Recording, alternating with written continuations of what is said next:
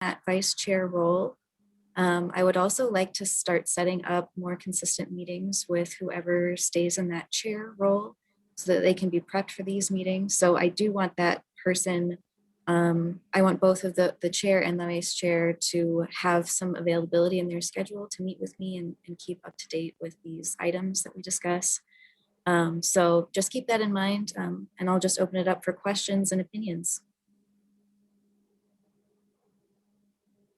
Yeah, this is Jason. As you stated, we're pretty much all relatively new to our positions. And if the rest of the committee is comfortable, I'd be fine, staying where we are, and we can maybe pick a date for later in the year to make the adjustments in the rotations. But that's just my opinion. Yeah, I was thinking it was a lifetime appointment, Jason, but. Well, if that's the case, you should still be there.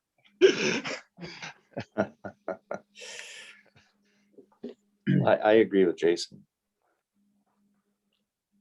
Okay. Yeah, I agree to delay. I have no opinion. Fantastic. Well, if there are any members that are interested in getting into that executive committee and would like to take on a bigger role with the committee, please keep that in mind and let me know that you're interested so we can have that conversation, and then I'll come back with a prepared, hopefully, nomination for you the next time we consider this. Are you all comfortable with me bringing it to you in the summertime? Would you prefer it to be at the end of the year and just delay it all by 1 year? Can you give me some guidance on when you'd like to see this back in front of you? I don't know, this is Jason. It kind of feels to me like we're just getting started. So with this committee, even though I know we had a few meetings last year, but we also went for a very long stretch where we didn't. So I'm comfortable with later in the year. I know every time we make a change and shuffle things, it's, it seems a bit disruptive, but that's my viewpoint. If that's the case and everything's fairly new, I think it would be really wise to actually get a cadence going of some sort before we start messing with a cadence that doesn't exist. Awesome. Well, then I will bring it back to you at the end of the year, and we will just consider that to be when the rotation of officers happens, so everybody can feel like they've had a solid placement for a year's time. And we'll keep these meetings consistent so we can have that cadence. Awesome. With that, we can move on to the next one, Jason. Lauren, Okay. Jason, Yes. this is Brad Olson. I have just one comment or a suggestion. Yes. Rather than asking for people to raise their hands to be the vice president or whatever, I'm on the MetroCog policy board and executive board, and there they just rotate by town or county. There is no choice. So I mean, if we've got 5 different members, there's 5 sectors of businesses, you could pick assign a number to one, and that's just keep that rotation. So it's just an automatic thing. There's no guessing. Everybody knows how it's going to happen, just for an idea.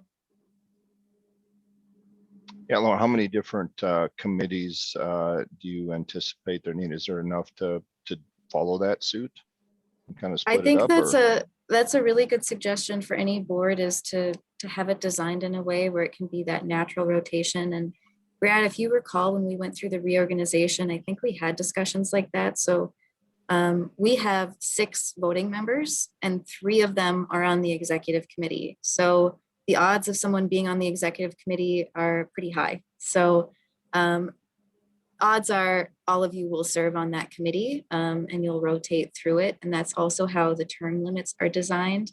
Right now, we just need to select who the vice president is. So it's really every year you just nominate one person, and usually that's a member that's been on it with a little bit of time, but is one of the newer members. So the term limits are quite short on this committee. They're only 6 years long. So I think from that, naturally, everyone will get a chance on the executive team. But if you would prefer, I can hand select as well, so people don't have to raise their hand. I think that that's also what we did when we elected the first executive committee. I came with recommendations. I'm happy to do that again. And we had to start somewhere. Right. Lauren, would you please, you said it already, and I obviously know Jason is the chair or president, Yes. whatever you call it. You said Eddie was the vice president? Yes, so here on the left-hand column of our agenda, we're all listed. So Jason is the chair, Eddie is the vice chair, and Marshall is the past chair. So those are the three roles. And it's a rotating executive board, so everyone moves up one. Gotcha.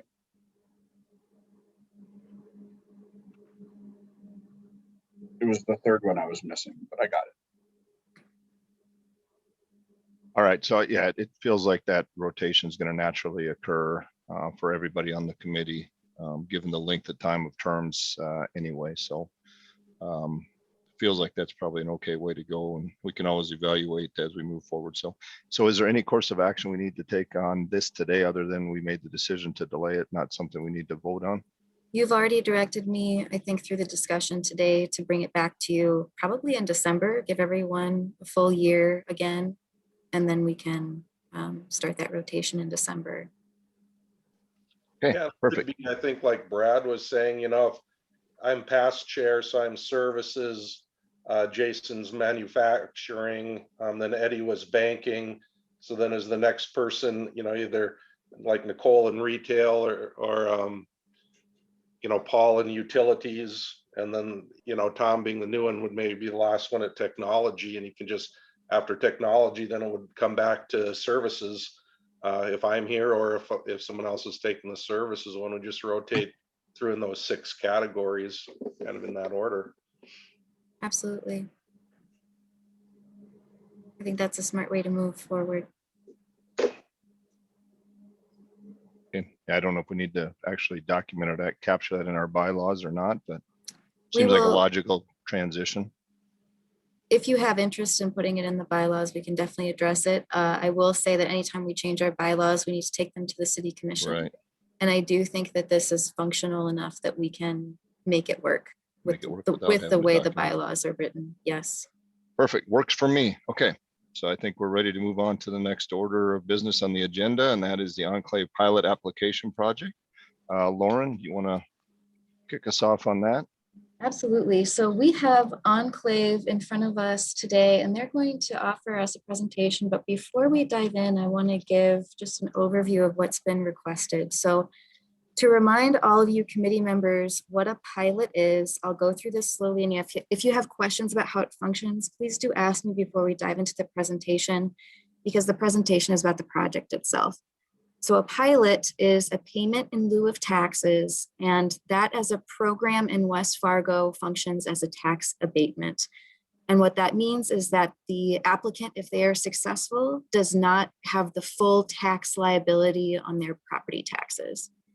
So in West Fargo, we have policy guidelines to help us through every application, and our policy guidelines that were written before my time state that if an applicant applies and meets all of the qualifications of those guidelines and are approved by the City Commission, they can receive a 5-year, 100% tax abatement, which would mean that they don't pay on their improvements that they make to their property, the taxes on those improvements for 5 years. Now, if they want to ask for an abatement that goes beyond 5 years, we are restricted by North Dakota law, which requires that they go and ask the county and the schools if they are willing to give up their portion of the tax liability. So we have on our docket to go and talk to the county and the schools, which is required by that North Dakota Century Code. And Enclave has requested 2 10-year tax abatements. But layered on top of that as well, in our guidelines for the city of West Fargo, if you ask for something that goes beyond 5 years, we only offer 50% tax abatement for years 6 through 10. So you'd get those first 5 years at 100% tax deduction on your improvements. And then the following 5 years, you would get 50% of a tax abatement on your property taxes on those improvements. So in West Fargo, the way we work through that process, I want to share with you our process map here, because I think going through the process of receiving an incentive can be confusing for applicants and even for this committee. So just to let you guys know, can you all see this okay? Do I need to zoom in a little bit? Just a tad. So here at the top here, you can see steps 1 through 4 is all about our department reviewing the application.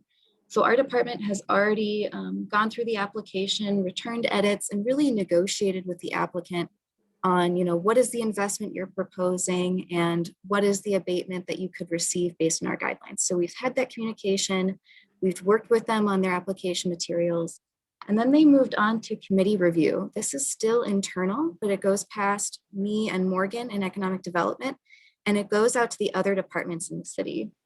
So first it's reviewed by the preview committee, which is more secondary staff. So from our department, it would be Morgan, and then engineering would send their assistant engineer, their traffic engineer, whoever they deem necessary on that committee. You'd see planners from the planning department. It's that first level review of the application.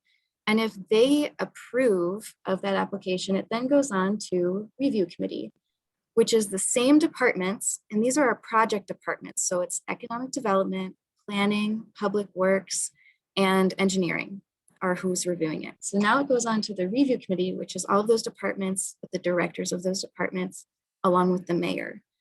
And then if it's approved internally by those committees and those departments, then it goes on to you all at EDAC. So you're this last step in committee review, and we are all offering our recommendations to the city commission. So when you're thinking about the application today, just keep in mind it has been reviewed internally pretty significantly, but your role is really focused on the economic impact. The committees that review it beforehand, other than my department, they're more focused on the site in general and the project in general. We're really asking you for the economic impact and your perspective on it. Okay, so Enclave today is going to offer you a presentation, but just to give you an overview of the project that they're proposing, this, in my opinion, is a phenomenal project. They are looking to build a medical campus, and it's 2 separate taxed entities that would be part of that project. One is a larger 90,000 square foot facility, and the other is a 30,000 square foot attachment to that facility. The larger one is valued based on their application at $20 million of investment, which is very significant for the city of West Fargo. And I'll let our city assessor dive into that in more depth. And then the attached version would be north of $6 million. So I think it's a fantastic investment in just property value alone. But on top of that, the medical field is something that's really booming in West Fargo and the region in general. And adding to it and diversifying it is something that we'd really like to see in the community.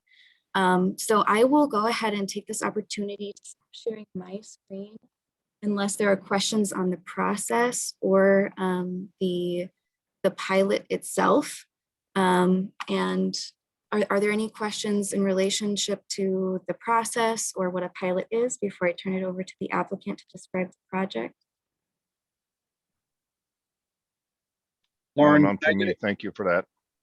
Lauren, can I get a clarification on a couple of things that you've said here? Sure, yes.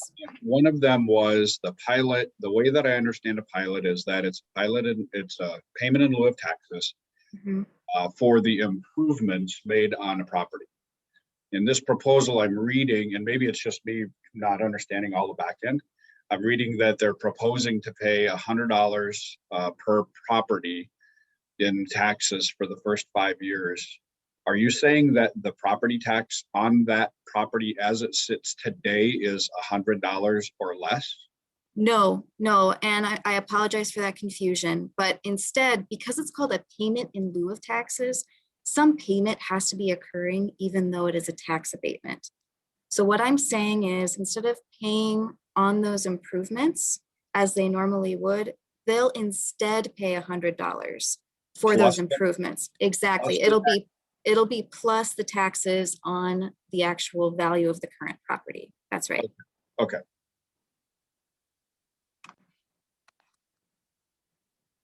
Are there any other questions on the process or what a pilot is? No? Okay, I'm going to go ahead and Thanks. turn this over to Austin Morris from Enclave to describe the project. And Austin, you should be able to share your screen.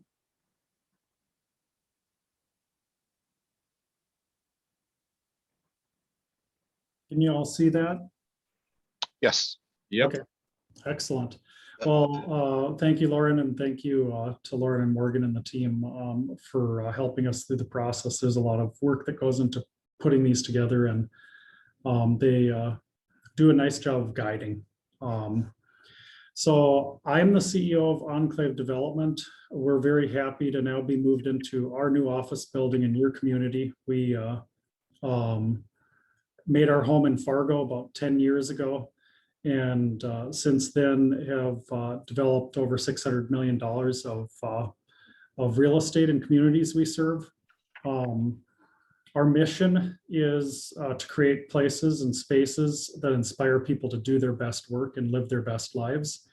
And I think you'll find that with the projects that we deliver in your community and the other communities. This project is super exciting for me and our team because it's very rare.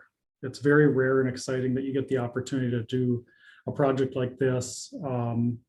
And from a pilot perspective, it's even rarer yet. I've worked on a number of pilots and TIFs in both West Fargo, and Twin Cities Metro and beyond.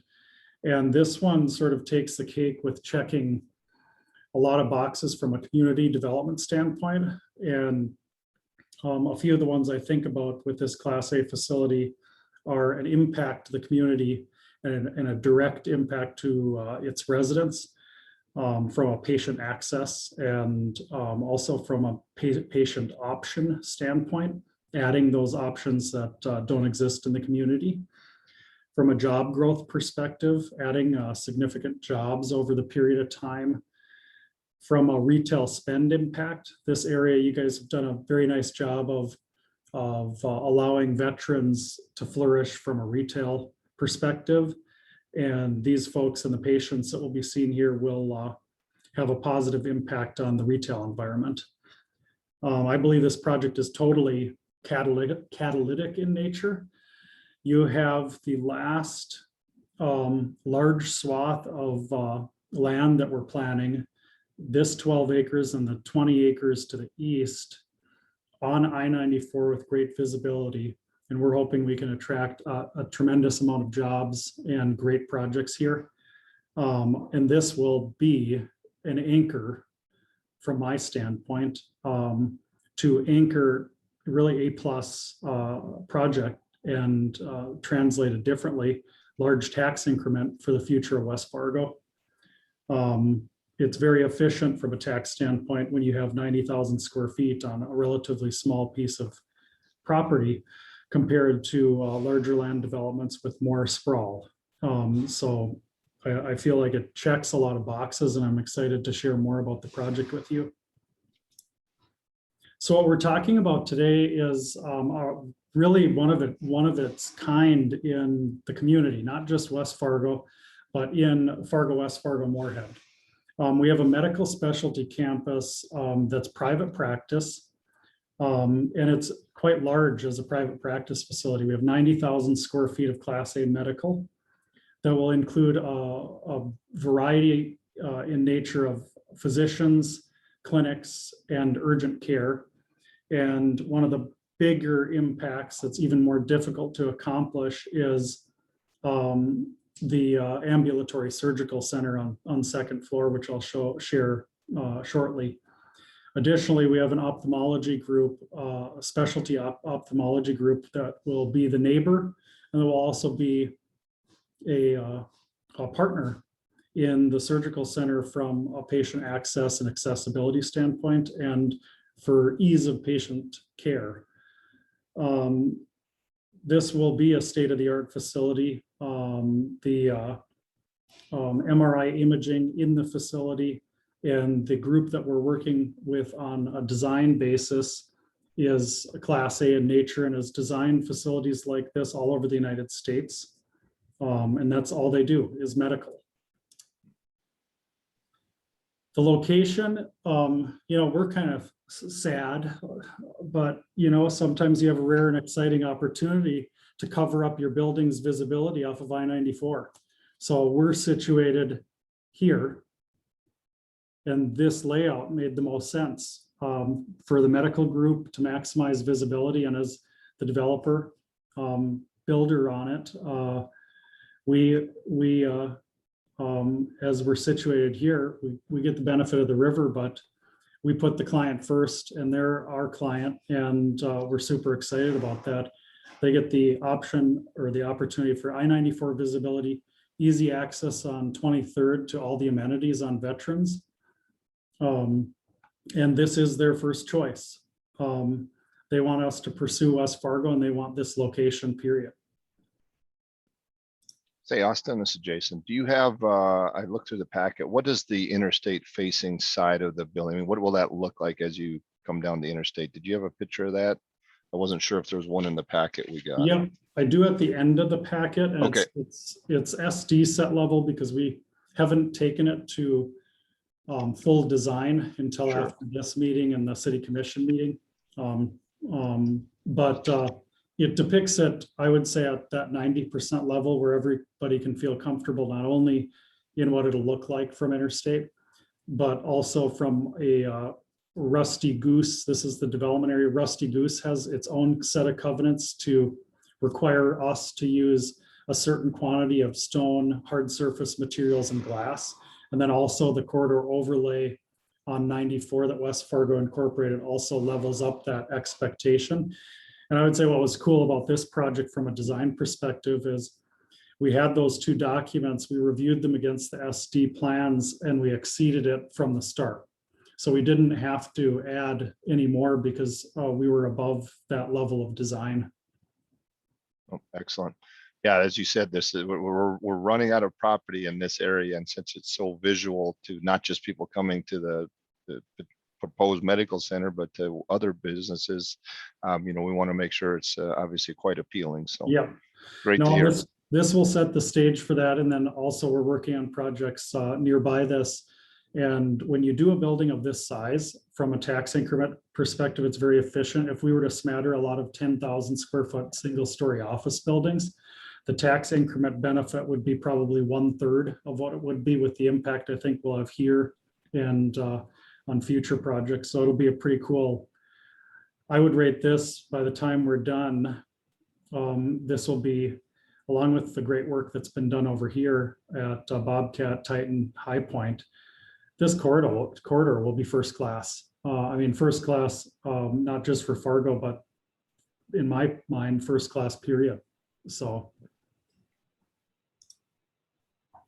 here's a depiction of the site plan in a more granular fashion. The most important piece with this group is patient access and patient experience. That's all we hear when we meet with them, not just how can we build this efficient for our doctors, or how can we build it efficient for our staff. It's always, how can we get the patients in comfortably? How can we have them have the best experience, period? And when we discharge patients, how can we have that experience amplified?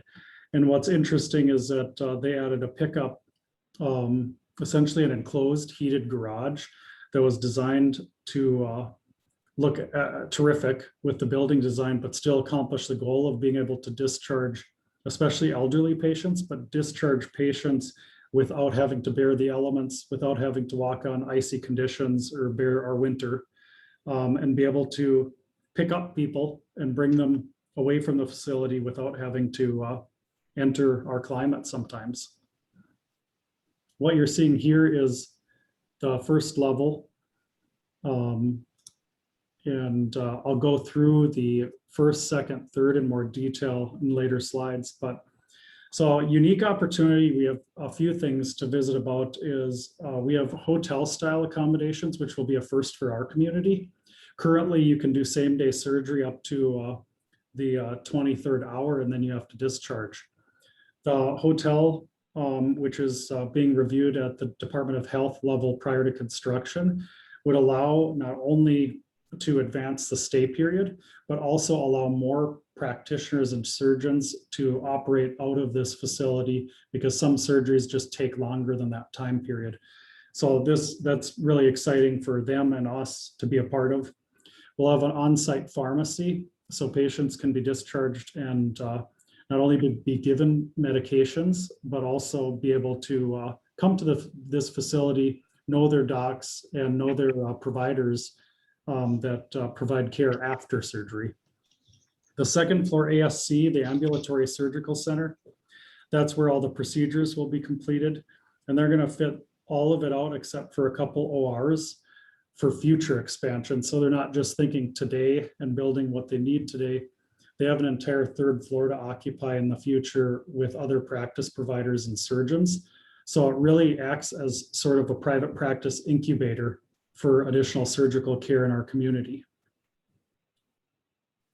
As you can see there on the site plan level, it didn't depict properly, but we verified all the staff and visitor parking and made sure not only it was close to the building, but it also functioned well and that we had enough. So as I mentioned, the Ambulatory Surgical Center is a big deal. This will be the largest ambulatory surgical center in our region between Bismarck and St. Cloud, and it'll be in West Fargo. Right now, they'll have practice areas in ear, nose, and throat, orthopedics, ophthalmology, neurology, spine, plastics, and hand. And they'll continue to expand that patient access to additional services after this is complete by adding additional doctors to their campus.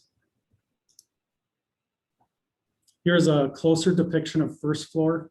You have the tenant bays, which will be clinic, MRI, and future tenant, pharmacy, a sort of bistro area so people can grab a bite to eat and grab a beverage as they're waiting for their loved one or waiting to be seen by the clinician. We have a shared waiting area so that the tenants don't have to accompany waiting areas within their spaces. You have the hotel stay, the enclosed pickup, and the sort of the pinnacle entrance piece, the showpiece drop-off area. The connectivity here provides connectivity to ophthalmology. So if somebody had an eye surgery, they could see the doctor here and walk into the facility, take the elevators up and head to their surgical suite. Second floor, the one depicted here is the Ambulatory Surgical Center, which will be approved by the North Dakota Department of Health before it begins operations. This will provide all the surgical care for patients of those variety of specialty areas. On third floor is a space that isn't spoken for yet, but they're planning for because they know that private practice medical has advanced to a point where they can do more and more surgeries more efficiently and also get patients back home quicker. So these tenants will come in over the period of time from completion of construction on through the pilot period, which is denoted within the pilot application from an estimate of jobs perspective. So as I mentioned, it will truly be a first-class, first-rate private practice facility in this community. They'll be able to see 200 patients per day by year 10. And they still have another 4 to 5 acres of available land to the south. So they'll continue to have the opportunity to add on to this campus. And their goal would be that this whole campus is medical. That's a huge impact, 200 patients a day. And then from a team member perspective, there'll be 200 plus team members at the facility. And one thing I'd touch on that's unique is most of the time when you fill out pilot applications, it's really difficult to hit the median job numbers or the median income numbers. This facility with the current employment base and future employment base hit the median income numbers out the gate, even including part-time staff and not including some of the wages derived from doctors that own part of the practice. Because their wages are paid for in the form of other income as opposed to W-2. So as I shared before, but in more detail, it's an exciting, rare opportunity to be able to increase specialty care options in West Fargo. It's going to regionally draw patients not only from the West Fargo-Moorhead community, but also from a large radius. People come into their existing facility from all over the rural towns and communities within a 100-mile radius. 200 employees by year 10, catalyst to retail spend, and I believe a catalyst to continued development and what will happen in the surrounding land area. The privately owned campus has great future real estate tax increment, as opposed to most of the regional providers that are nonprofits and don't pay real estate taxes. Available land options in Fargo-Moorhead and West Fargo. We recommended this land option to them right from the start and sold them on not only West Fargo, but the community amenities surrounding it, easy access to veterans, as well as I-94 visibility. And this is the place they want to be. So here is the front of house that you see depicted. Then I can, the question on back of us, I can pull up the rendering for the I-94 visibility to answer that question. But do you have any other questions for me?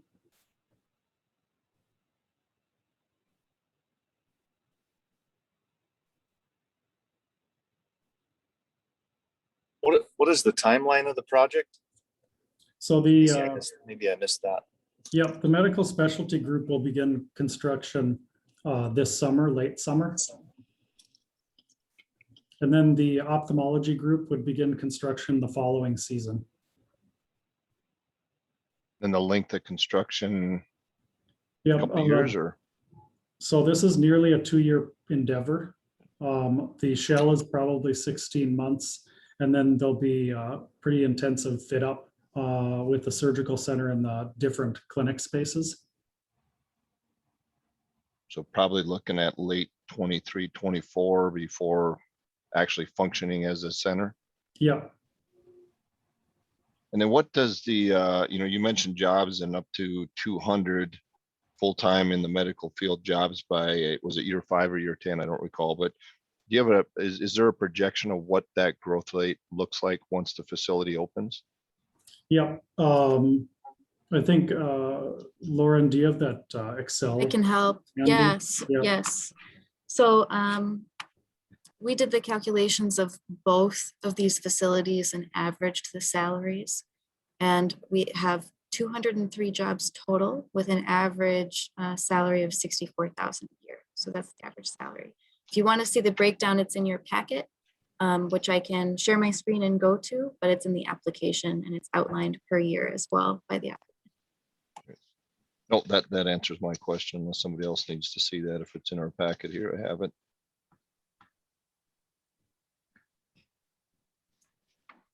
No, just in my opinion, I mean, this is something we don't have in West Fargo today, actually don't have in our region the way it sounds, at least not to this scale. And certainly the quality of jobs, the growth potential, and the fact that it's going to draw people from outside our surrounding areas to come into our communities to spend additional money, whether it's shopping and I mean, I know from personal experience, I have to go to the Mayo Clinic and I spend a lot more money when I go down there outside of just the Mayo Clinic when I'm down there. So, I think there's just some fantastic opportunities beyond just the physical site itself, but a very neat project. Mm-hmm. Thank you. Looks like a very beautiful facility once it's all said and done. Yeah, I just think, the visibility, like you said, Jason, along 94, that last building space kind of in there to have the look that fits.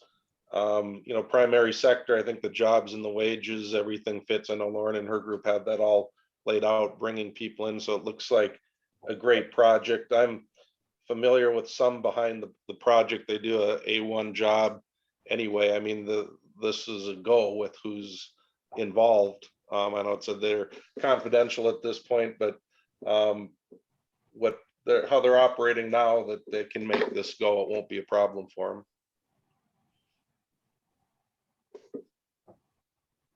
One quick question for Lauren. If the pilot was approved by the city commission, when does that actually start?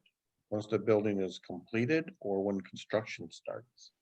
It has to be when it's operational. And so there will be a period of time, and Nick can speak to this because we've struggled with it with past pilot applications and making sure it's the right date.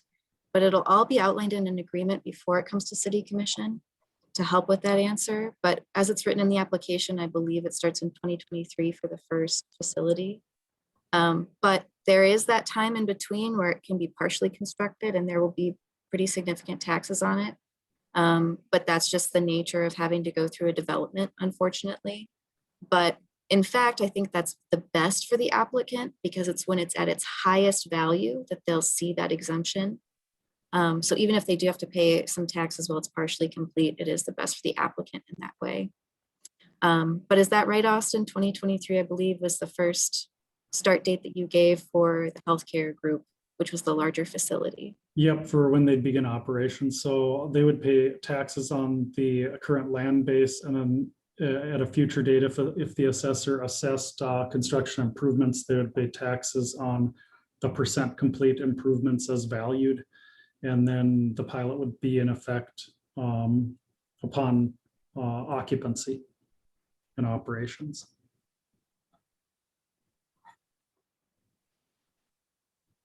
Just to add one thing, we do all our valuing as of February 1st. So that's kind of the cutoff date. It would have to be ready to go February 1st for the 2023. Is that what kind of you're thinking?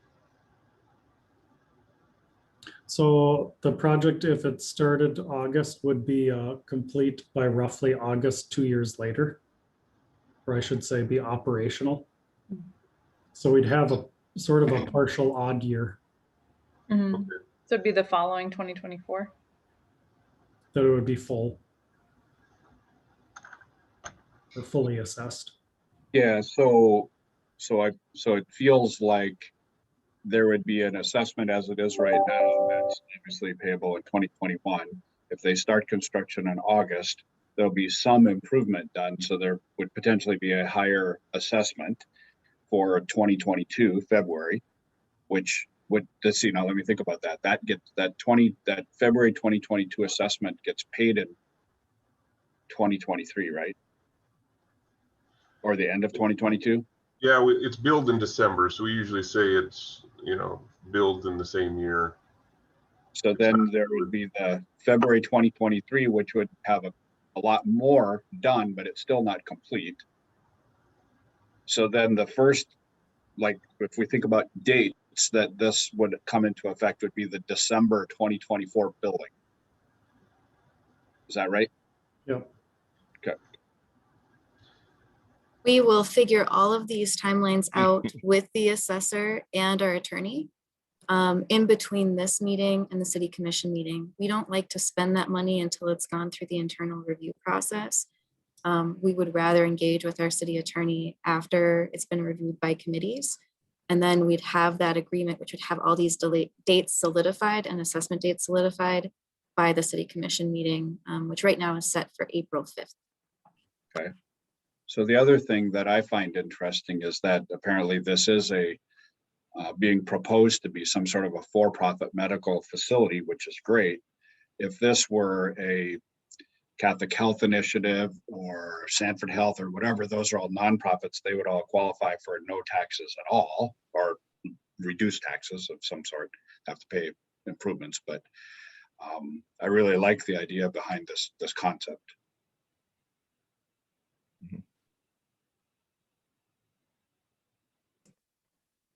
Another thing I'd like to mention to all of you, as people start to ask you about this development and, how does it fit with the vision of the community?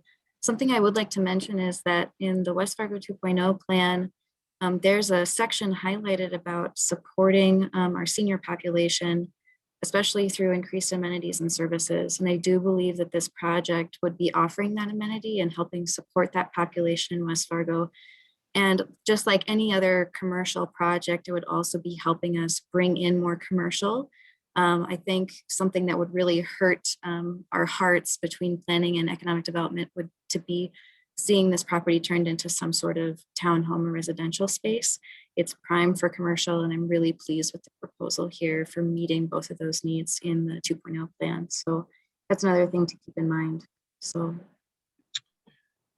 I highly doubt whether this would ever be apartment buildings. I know people at planning and zoning that might not ever happen. you know, we would do our best to keep that from happening. But I do like the idea that it's a Class A facility. What I mean, it turns out it's a medical facility, but a Class A facility of any kind out there is awesome. 200-ish new jobs, if you will. I guess we don't know enough. I don't know. So I'm sure somebody on the call knows who the medical provider is, but I don't know enough about them to speak to the helping the aging population side of the conversation. But that I'll bite on that. I think it's a pretty good idea.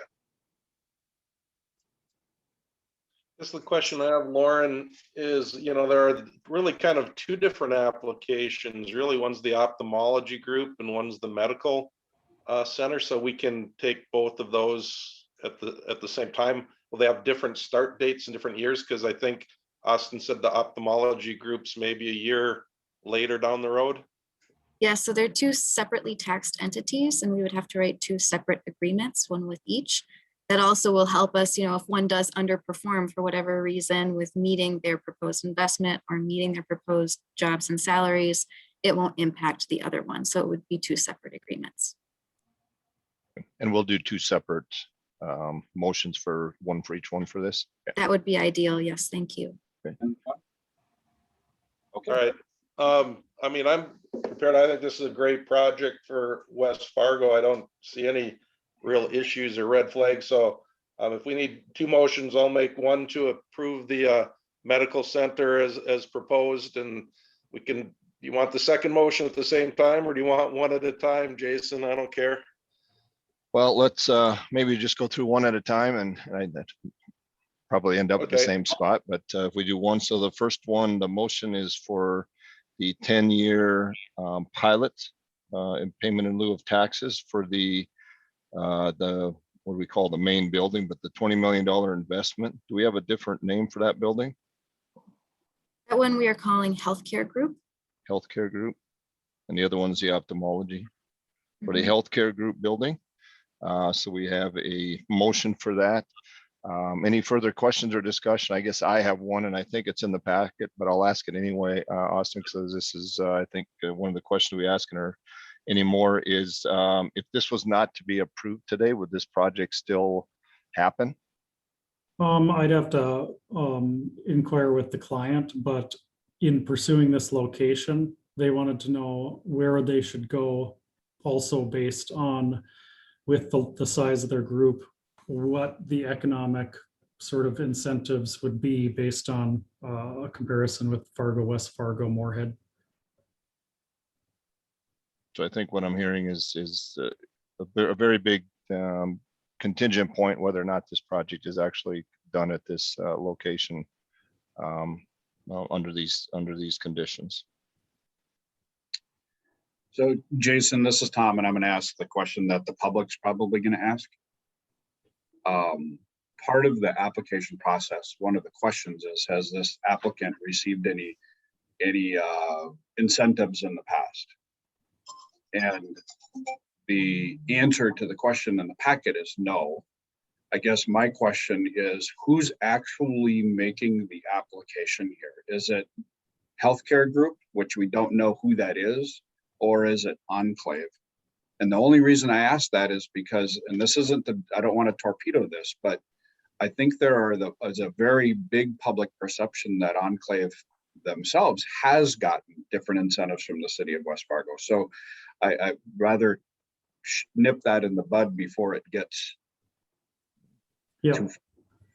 Yeah, I can answer both of those questions. I'll first start with, we did get an incentive on our office building in West Fargo to move from Fargo to West Fargo.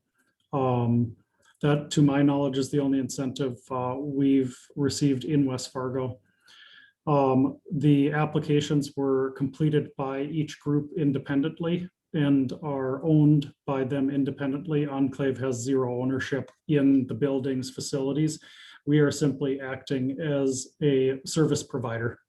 Okay, that 100% satisfies my question. And it wouldn't necessarily change how I viewed it, but there would have to be some a good way of communicating that. No, that's a fantastic question and good answer, by the way. I'll second the motion. Okay, so we have a first for the motion on the healthcare building for a 10-year payment in lieu of taxes, and we have a second by Tom. If there's no further discussion, I'll open it up for voting by the committee. So all in favor of making the recommendation for the 10-year payment in lieu of taxes program for the healthcare building, state by stating aye. Aye. Aye. All opposed, same. None heard, motion carries for the 10-year recommendation to the city commission for the pilot program for the healthcare building. And now we'll open it up for discussion and proposals for the ophthalmology building, the second building.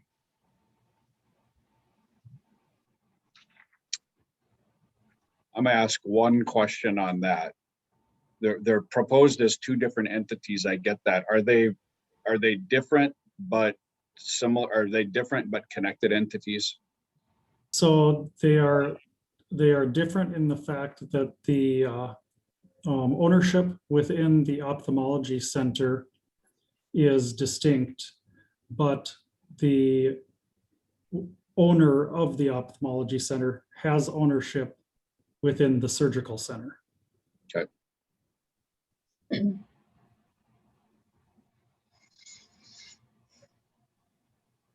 Yeah, I think a lot of them are set up where the surgical centers, each of the individual, I'd even say tenants probably have part of that surgery center as well. Sure. So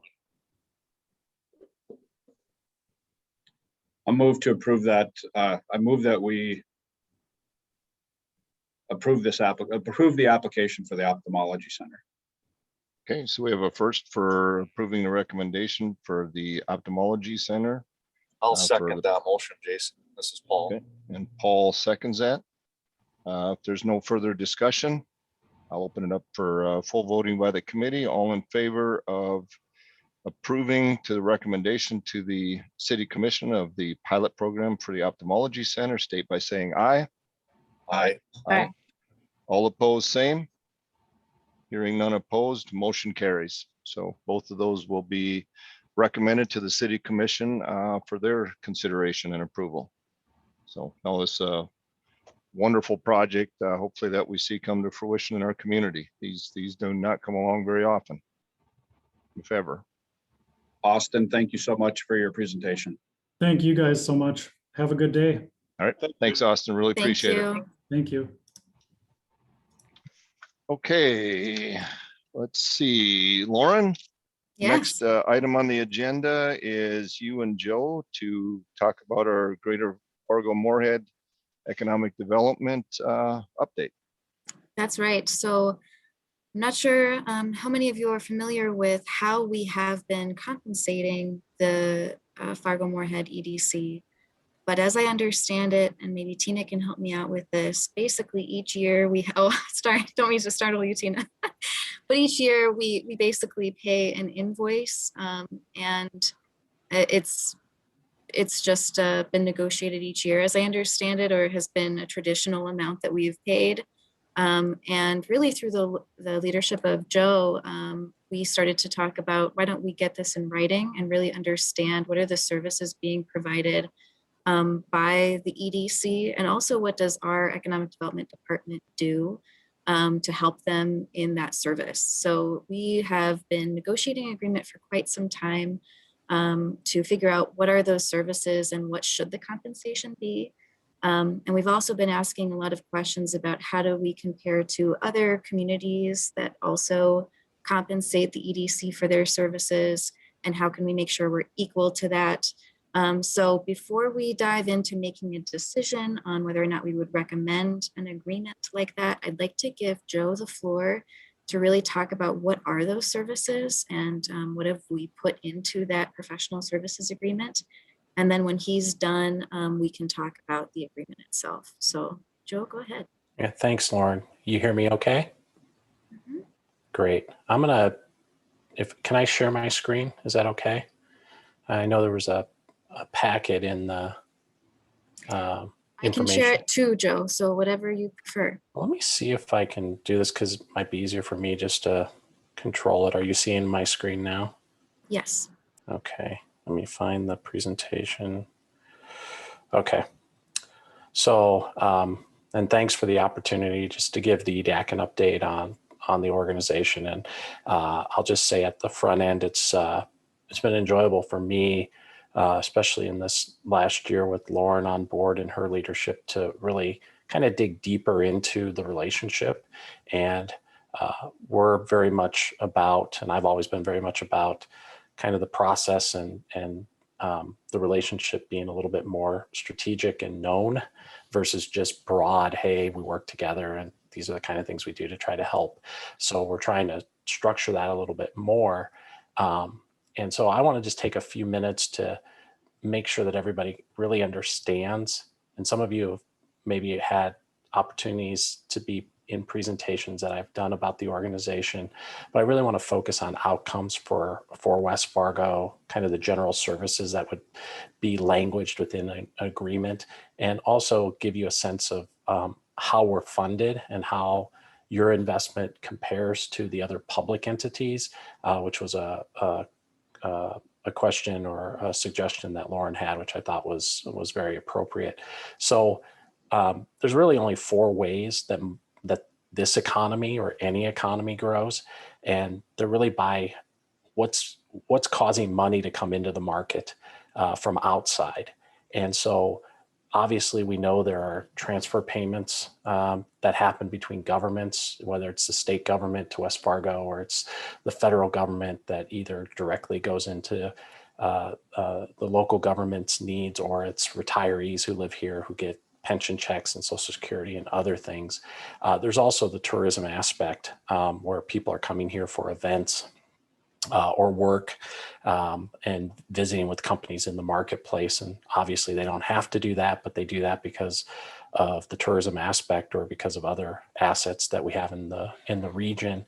Then there's also our higher education here. That's not in every market, but obviously in this one, it's pretty important with 5 higher education institutions. And obviously those students don't have to choose to go to any of those institutions. They could be spending their money elsewhere. So these are 3 of 4 components. And the last is primary sector companies.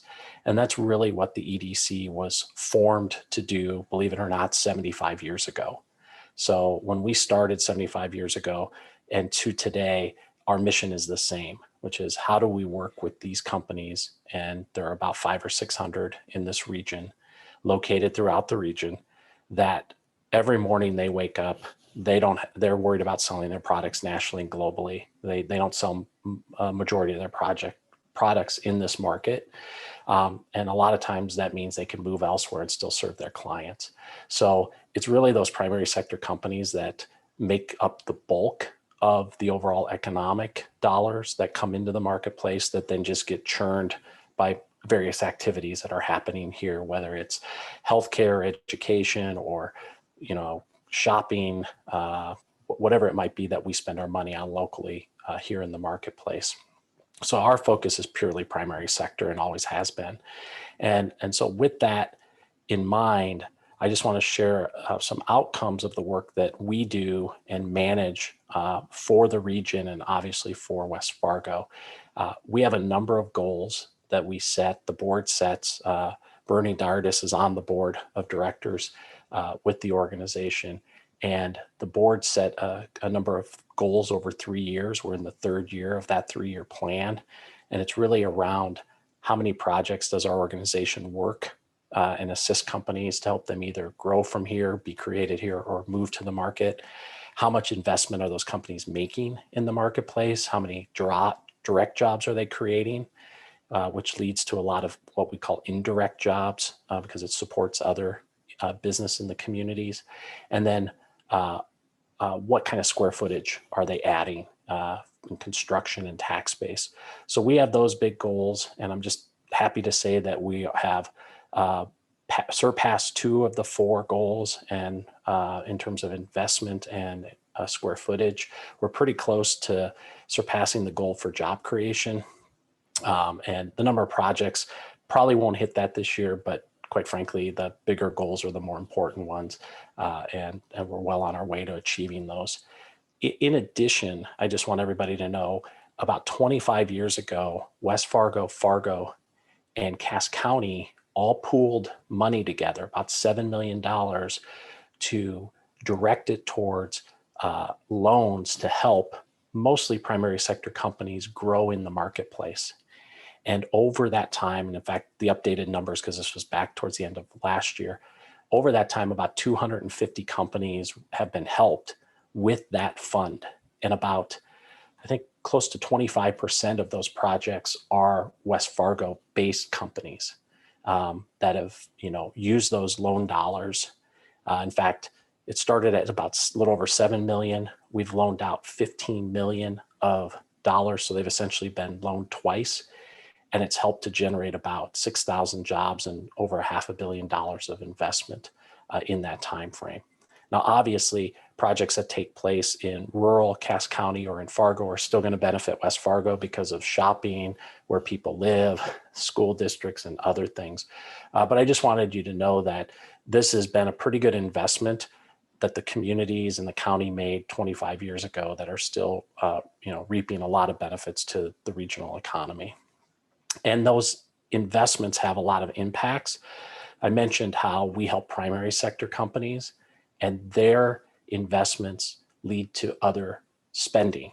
And this is just an analysis that we had third-party economists from NDSU do for us to say, in the last 2 years, of the 50 projects that we assisted, how do those dollars get spent in the economy? And you can see across, there's probably 30 industry sectors here on the screen, you can see where money ends up getting spent. So if you're in any of these businesses, which will pretty much fit everybody, there's something that's being generated by these primary sector companies that's helping to support most of the rest of the economy.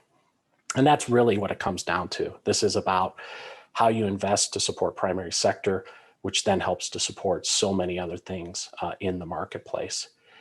In West Fargo specifically, 32 projects were completed in the last 7 years, or about 18% of all the projects that the EDC assisted, which is interesting because if you take a look at the population of West Fargo compared to the region, it's about 18%.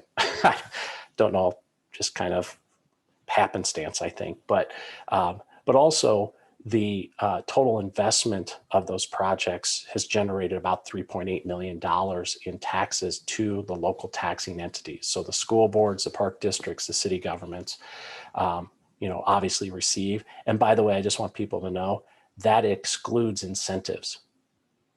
So when we do the analysis, if a company is providing incentives that we assist, when we do that analysis, we pull that out.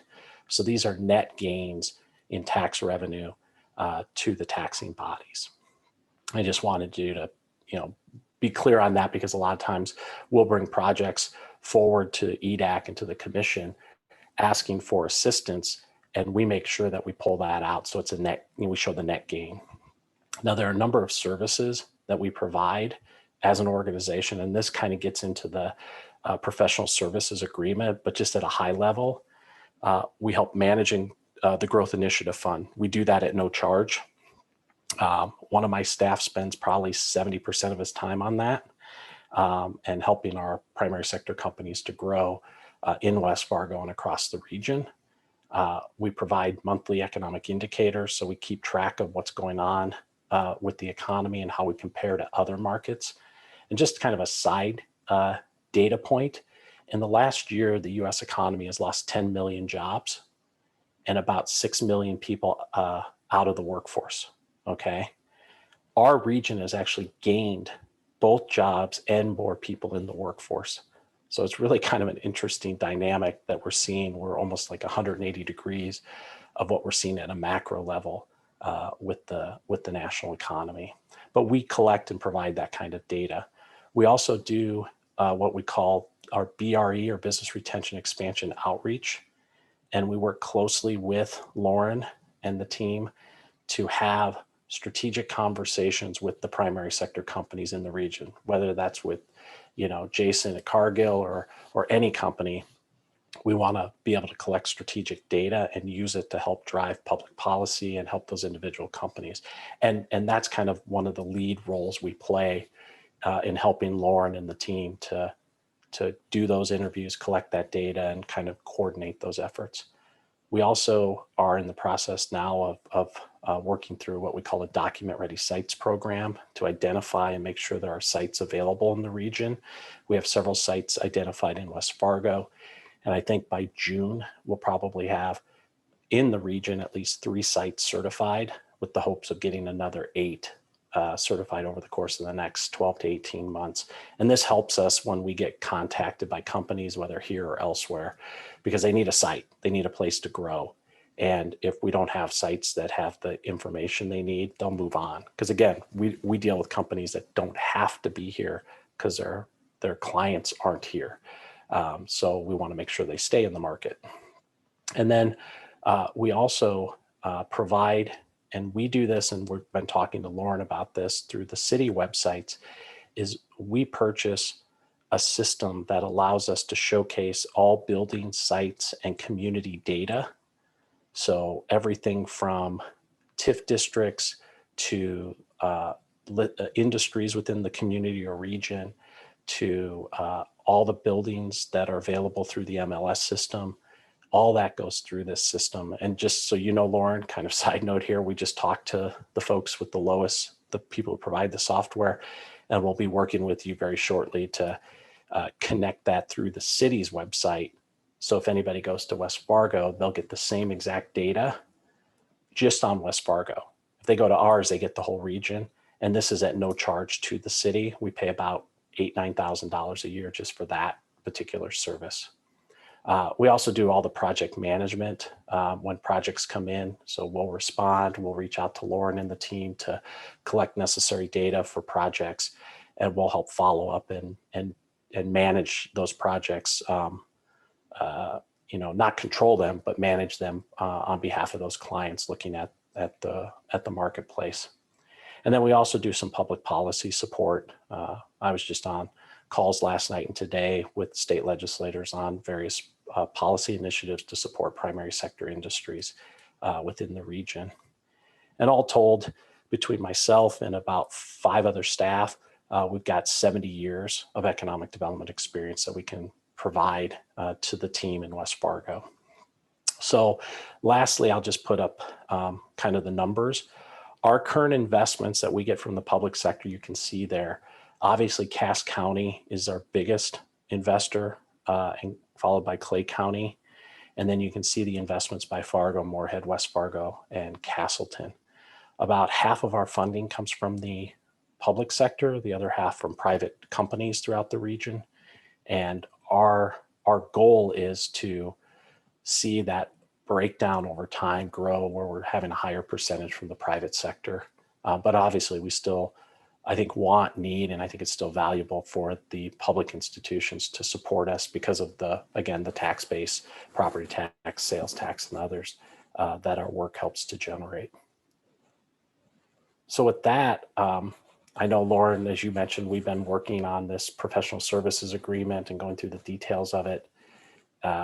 And one of the things that we requested in that conversation was for West Fargo to consider increasing their annual investment to $25,000 a year so that it's, on par with what Moorhead's doing. Obviously, Fargo's numbers are, we're talking to them too about saying, hey, we really would love for you to consider increasing your investment because of the ROI. So we're probably returning about right now $25 to $1 return for the investment that West Fargo is making in the EDC.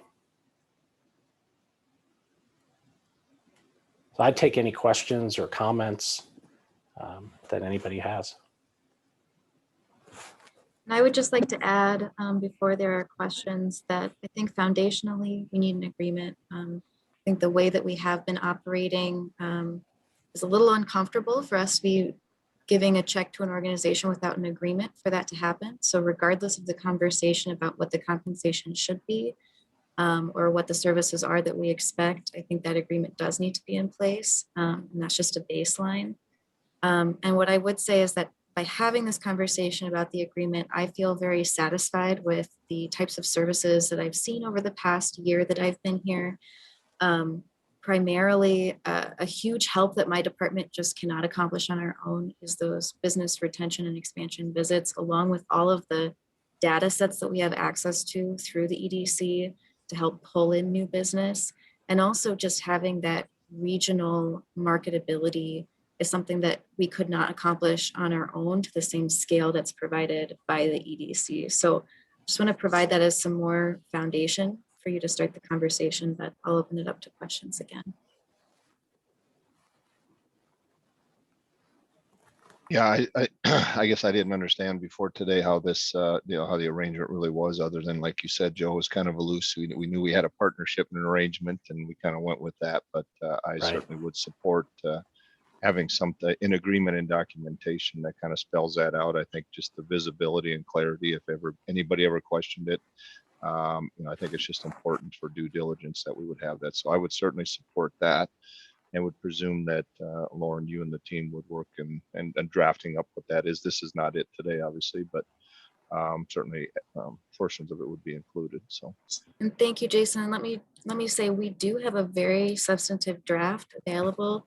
I can share my screen and look at it with you. I did not want to forward it because both of our attorneys are still reviewing the document.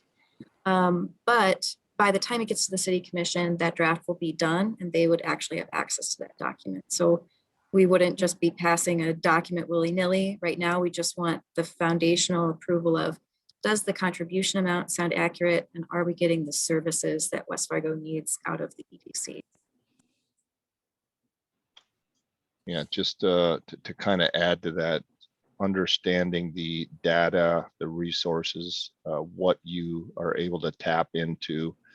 I suspect there's no chance you could go outside of that for $25,000 and even get close to having access to that relevant data, which is important to the success of West Fargo, us, the EDC, for that. So that to me does not seem unreasonable, the additional funding.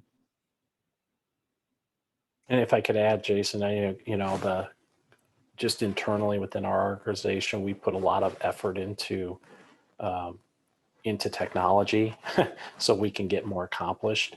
And I think this year we'll probably spend as an organization, not counting staff costs, somewhere between $70,000 and $100,000 just on various systems that we buy, our BRE system, our Salesforce, Qualtrics for surveying, labor market data. There's all kinds of different things that we're able to do and provide to the broader market, right? Versus everybody trying to do it themselves, which I think is the point you're making, because that's pretty expensive if you've got every community just purchasing the same things. Right. Probably, and I would suspect we get a more broad regional aspect, and we get data beyond just our internal borders as well, which is very important since we're a community of many cities. Yeah, and not only that, but when we have companies, yours is an example, and others, when you're trying to recruit people from outside the marketplace, we actually have tools that help identify who you could try to recruit and what assets those individuals, no different than us living here right now, what we want to see in a region and in a community. So it's, everything's done at an economic level. It starts out at naturally nested regional economies and then it goes down. And, so how does West Fargo shine in the way it wants to shine within the regional economy? And that's our job, is to continue to work with you and Lauren and the commission to, you define what you want the city to be, and then we hopefully can represent that as we're talking to clients who are, interested in the broader region first. Mr. Chair, can I ask a question? Yes. Thank you. And Joe, I'm asking this kind of as it's an informal environment to do it, more so than the commission, and Brad's here. So the thing I can't help but notice is Cass County funds this in such a major way. Yeah. And, the residents of Cass County are also residents of West Fargo and everywhere else. So compared to Clay County, they're really putting in a tremendous amount. I'm not going to question that we shouldn't put in as much as Moorhead or something like that, but I think for the context to be helpful for Brad, and I think this body, I've never really heard a clear explanation myself as to why Cass County funds such a large percentage of your budget. Well, if Robert Wilson's on the call, he could repeat his and my conversation when we both started 3 years ago, and we looked at the budget, and me from an economic development standpoint and his from a county, and we went, wow, that's a lot of money from a county to an economic development group, right? Because that wasn't our experiences. So the question when I asked it, and the answer I got was, years ago, there was a conversation between some of the elected leaders, and I think that conversation led to, at least within Cass County, all of the cities are within Cass County, right? So that means all of the taxes, so to speak, kind of reside under that big umbrella. And let's have the county be the big investor, because it kind of serves all citizens, whether it's incorporated or within the city. That's the justification that was provided to me.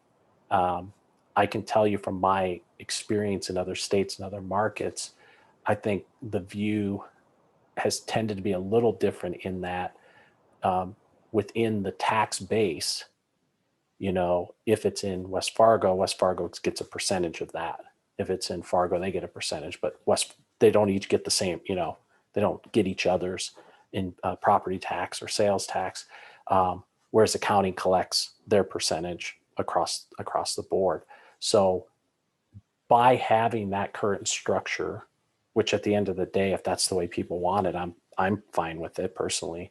But having that, let's say Cass County next year said, we're going to cut the funding to the EDC in half, then the elected leaders and the citizens of West Fargo wouldn't have a say in that. And that could impact the EDC's ability to serve its mission, which then could have a negative impact on West Fargo. So most of the time, I historically in most markets, I've seen it be a little bit more equalized than it is here. But this is the way it's been done for quite some time. Joe, would you also share Hey, just to Joe. piggy? Oh, I'm I think I'm Robert's. sorry. Go ahead, Robert. Thanks. And I would echo a number of those conversations that I've had with Joe. I think I've been in my position about a year longer, maybe 16 months longer than Joe. And some of those conversations we had early on, I was in the same position when I came on board and feeling like the Cass County contribution was somewhat eye-popping, and took a little bit of a education for myself to understand that background.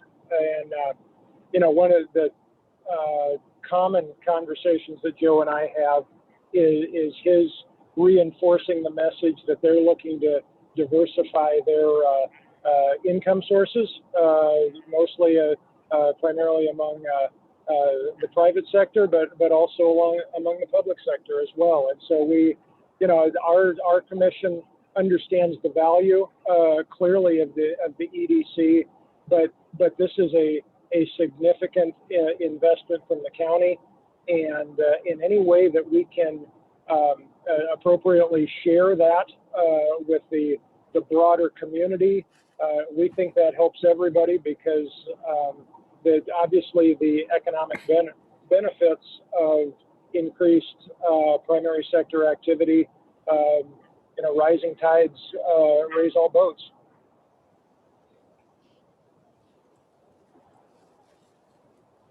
I think as kind of I guess I can speak as the old guy on the group because I go back from it was Jim Brownlee and Dorinda in charge of the EDC. And if you go back even farther in my 25 years in Fargo, there was never a love lost between West Fargo and Fargo. And I think that haunts EDC all the way through.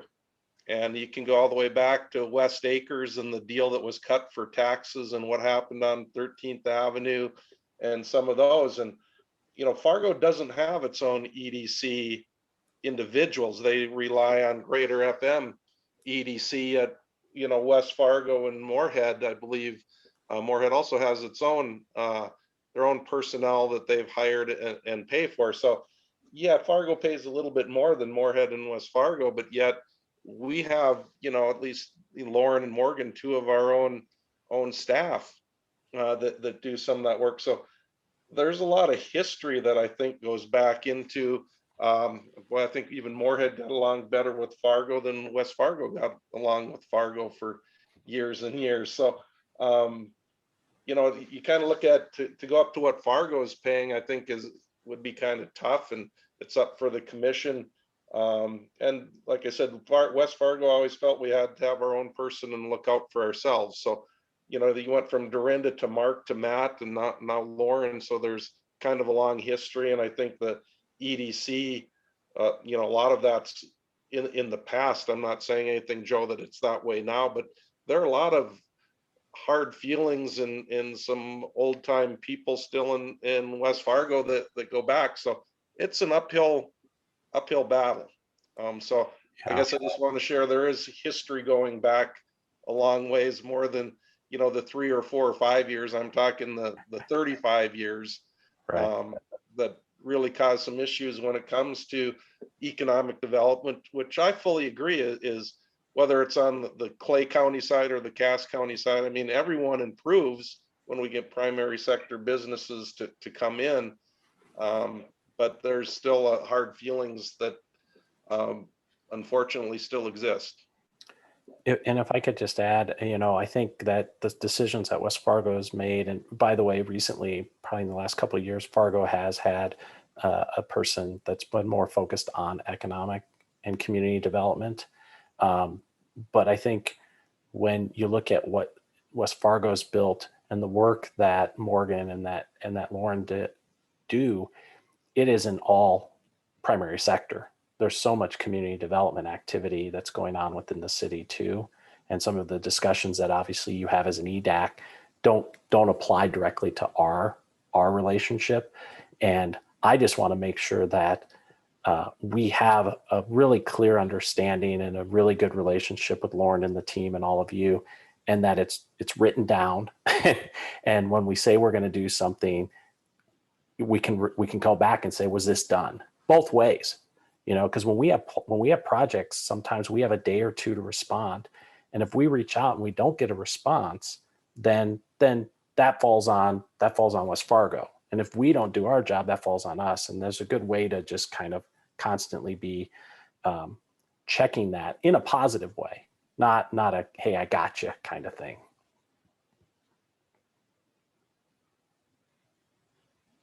And the last thing I'll say is the return on investment, because somebody commented, I think maybe it was you, Tim, about Clay County and Cass County. About 90% of our activity is in Cass County, just by the nature of when you look at the history of all of the business decisions and the companies and where a tremendous amount of that job growth is taking place. And so I would just say that Clay County's investment coupled with Moorhead's is probably appropriate based on the economic activity that comes out of the work that we do from a regional standpoint. So I don't want to, it's a less of amount, but there's less impact just by the nature of where projects are. Thanks, Mr. Chairman. I just was asking, I think it's a good thing to talk through that as we consider an agreement, and hope that we can talk through them in this environment sometimes rather than at commission level, because at commission level, every dollar is scrutinized at a different level. So Yeah, no, great question. And the disparity does kind of stand out, but it does sound like there's some rationale and reasoning behind why that exists today, whether you fully agree or not, but. in a staff, we always want to try to give the commission our best recommendation on supportive organizations. So education for us also comes from direction from you. So Well, thank you for that. Okay, so Lauren, I see two things here. One is a motion or a recommendation to put an agreement in place. And then secondly, it seems like there's a request to make a recommendation to increase the funding and the public support from the 15,000 to the 25. Is that correct? That's right. So I would say as a staff member of West Fargo, the thing that I care about the most is having an agreement in place that delineates roles and responsibilities. I would say that we had started at the 15,000 independent of the relationships that exist that I can't speak to as a newcomer to the community as much, but just independent of that and as a cost benefit, I would say 25,000 does seem reasonable for the services that are made available to us. And it does make our jobs exponentially easier to have the EDC there to support with elements that we can't always accomplish in our day-to-day work. Just looking at the one application that you guys saw today, that was a huge undertaking for our department to put that together. And when we get absorbed in applications like that, it can be hard to do that typical outreach to our larger businesses that we need to be doing consistently. So I would say overall, just from my perspective, the $25,000 does not sound like an extreme ask.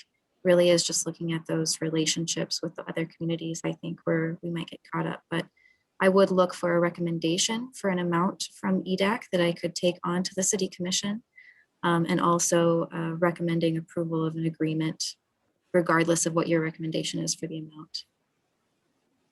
Okay, so should we, so I think we'll start with discussion, and if there's a motion on recommendation to put the agreement in place, which sounds like it's underway and sounds like is available in draft form if we want to actually review that agreement, which may not be, I don't know how long is the agreement. I mean, it's something you can probably be good that we'd look at it real quickly, I would say. Probably like 8 absolutely. pages, something like that. I will just share my screen right now if that's something you're interested in viewing. This is the agreement in front of us, and I've just gone straight to the section that is the roles and responsibilities of the EDC. If you all would like to just spend some time with it, you're welcome to.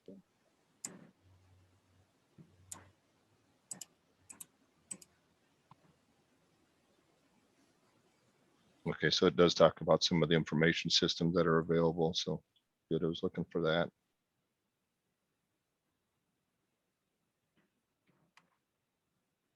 Another heavy lift that they do provide is touring services for prospects.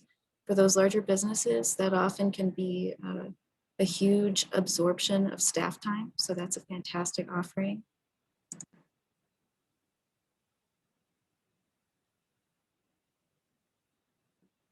Joe, is there anything else in here that you'd like to highlight? I don't know if it spells it out this way, but we've actually spent the time to have our CRM system connected and accessible to Lauren and her team. So when we're working with an existing primary sector company in West Fargo, we're doing an interview, or she is, there's access to our system so we can stay in touch with one another, and the information that's in there could be shared, so long as the company okays that. And we think that's going to be a really nice benefit over time, because it just, saves you from lots of Post-it notes and phone messages and emails. Another significant thing that we've already benefited from in the last year is access to Joe's staff to explain some of the federal programs that we don't manage. Joe, if you'd like to just touch on what John Mahacek does with PACE and FlexPACE. I know that our businesses have benefited from those programs as well, and we don't manage those. So yeah, so we have a a document called the Smart Book that when we meet with existing West Fargo companies, or even like the bankers in the region who do business with West Fargo businesses, they can get access and get an understanding and a walkthrough of all the various financial assistance programs. And so when we're dealing with a company, whether it's a prospect or an existing West Fargo business, we literally take them through every step and say, well, based on your project, this is, if you're like looking here or Omaha or someplace else, these are the types of things that the state can offer. And we help them kind of walk them through all of those things and connect them to the right people at Commerce or B&D, and just keep an eye on those types of programs, so that that's not something Lauren and the team has to just dig in, and they can just call us and we do that.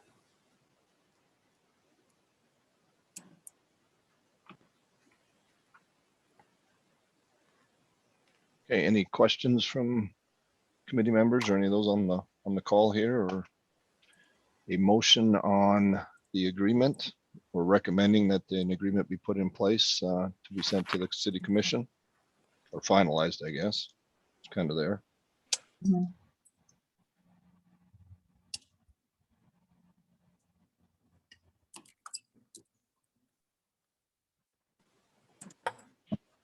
I like the idea of the agreement. I think that's a smart thing to do, especially when you have dollars being exchanged and different folks working on different projects. And sometimes the same project, it's best to line out where the responsibilities differ or where they're shared. I'm curious if there is anything in the agreement regarding like RFP responses or bid responses, how you're collaborating on those, because those are a lot of work, and how you might be working together or how you're splitting that up to make sure that they're in a timely fashion. That's a great question, and I will let Joe speak to how his team operates with primary sector businesses. But the way RFPs are handled in the state of North Dakota, the Department of Commerce sends them out to their contacts, and then it's up to each of the municipalities or organizations to respond if they believe that that prospect is something they want to bring into the community. I know that I've had those sent out to our department directly from the state, and then someone from the EDC, if it is primary sector, will reach out directly to me and say, is this something that West Fargo is interested in? If so, let's work together to get a response drafted, or at least send us available properties, because we're already giving a response for available properties in the region. And that makes my job a lot easier, because like you said, Nicole, it is a very time-consuming process sometimes to respond, depending on what was asked in that RFP. And often they're due within a couple of days. So, but there will be other instances as well where maybe a prospect reaches out directly to the EDC and they have a very specific type of property they're looking for. And because of our relationship, Joe and his team will know about available properties and know that they can contact me if there is interest in West Fargo. But there may be some instances where that prospect has no interest in coming this far west, or really doesn't want to be anywhere except for Fargo or Moorhead. So in those instances, we wouldn't expect for Joe to reach out to us, because it would waste everyone's time. But usually when there is an overlapping interest, we are in direct communication. And I just add that, anytime it's a North Dakota project, like through the state, obviously we're going to respond with North Dakota properties. They're not going to be happy if we put Moorhead in there, and vice versa. But it usually starts out with, it's a search for the right property, the right facility. Workforce is regional. Much of the logistics are regional.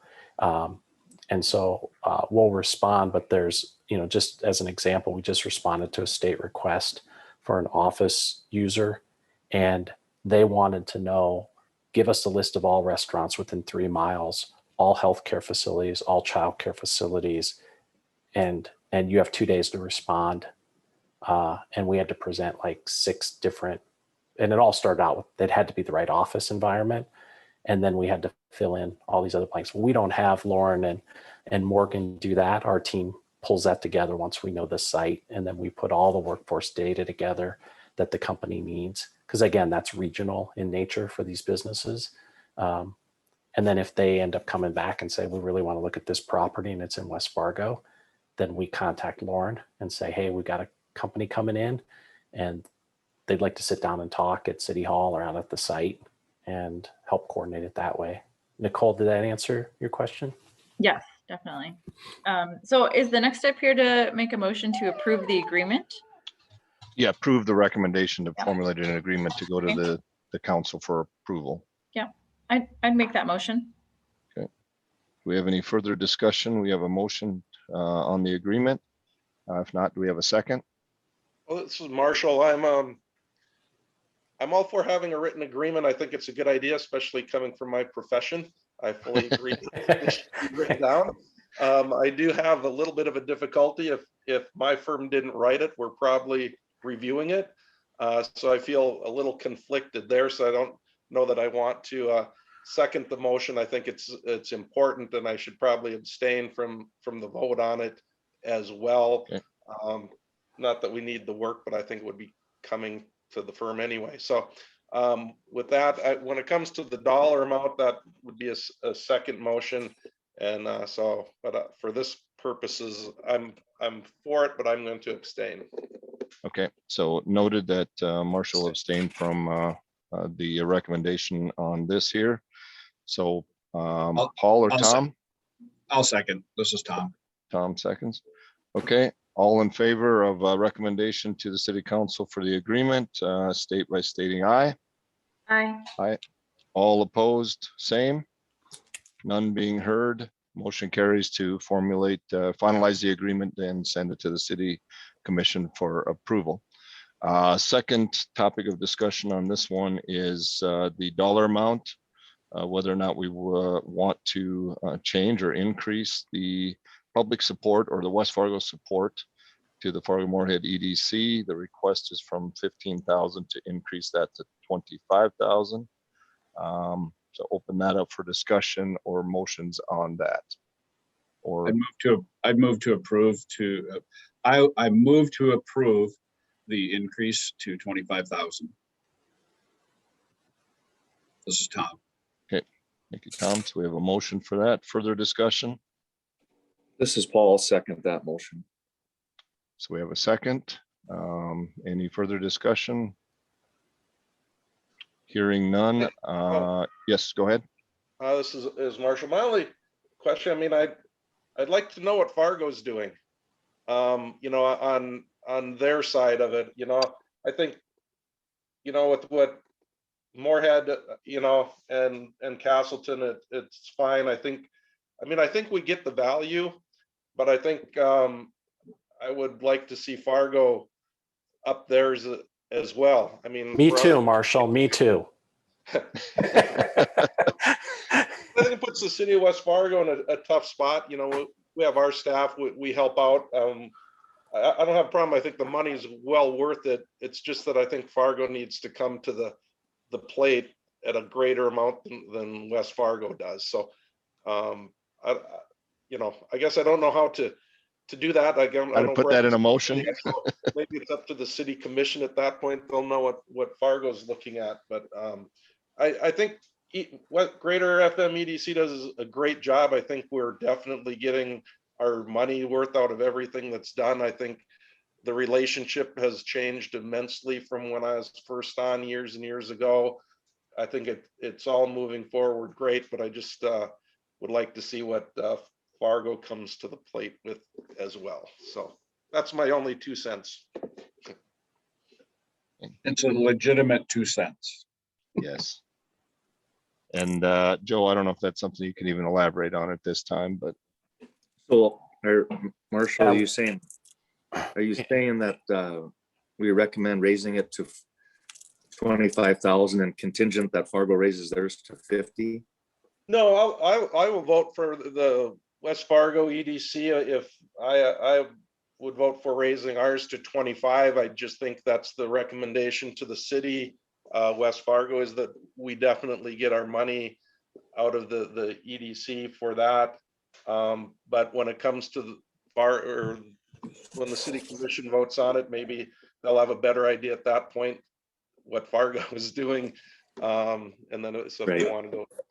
Mr. Chair, oftentimes Yes, on these Tim. committees, if it's not part of a motion, just the staff being able to pass on to the city commission that discussion was held regarding this, then it can be a little less political from the city commission standpoint and just sort of commentary that makes its way back to the other person in regards to this. So, sort of a soft way of doing it, but I like it. That's a good way to do it sometimes. Oh, thank you for that. Okay, so we do have a motion and a second to make the recommendation on West Fargo's behalf. However, we communicate the further discussion that the committee also feels relatively strongly that Fargo should probably be footing more than West Fargo, and that's not part of the motion, but certainly feel that would only be fair in the size of the cities and the contributions and the benefit that each gets from this. So I guess with that, since we have a first and a motion, we'll open it up for, unless there's any further discussion, we'll go ahead and vote on the motion to make the recommendation to increase the funding from West Fargo from 15,000 to 25,000. All in favor of recommending that motion, state by saying aye. Aye. All opposed, same. Hearing none, motion carries to increase the funding, a recommendation to increase the funding to the city commission. All right, thank you for that. A lot of good discussion on that. Lauren, we still got several items on the agenda and we're past our time. Should we continue on, or what's your thought? I believe that not many of them are things that need to be voted on. So those of you that can stay, please do stay on. We have some good discussions that need to happen at this meeting. I think the most important one before people head out is going to be when we're going to host the meetings in the future, which I believe is item number 8. Okay, schedule update. Yep, you and Morgan have that one. So Morgan, I think what I need from you is to remind me which Thursday it was that we were looking at. So we surveyed all of you, and based on the responses we got, it looks like Thursdays at 3 o'clock are the best in general. But Morgan, which one was it? Was it the third Thursday? First Thursday? I think it was first Thursday is what we were looking at. Okay, so right now we're looking at the first Thursday of the month. And I know that we sat down and talked in depth about it, Morgan, because we were figuring out how it would best work in conjunction with city commission meetings, because often we'll have an incentive that needs to be approved by this board first and then needs to be considered by the city commission.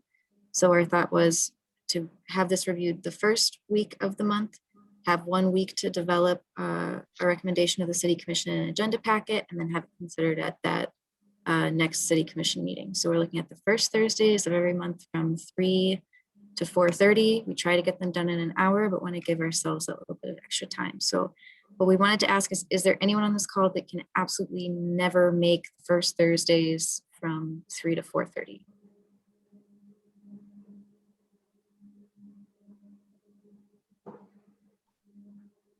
Works good for me. Sounds good. I'll schedule that then and set up a recurring meeting notice. Okay. So that's not something we need to vote on or take an official vote, right? I don't believe so. The doodle is effective. That's right. Survey.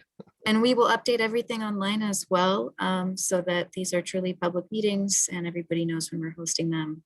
As you'll all recall, we needed to do this because we just welcomed Tom McDougall and we want to make sure that he can make our meetings, and we want to make sure we have a quorum. So that works okay, Tom? Yeah, it works great for me. Good.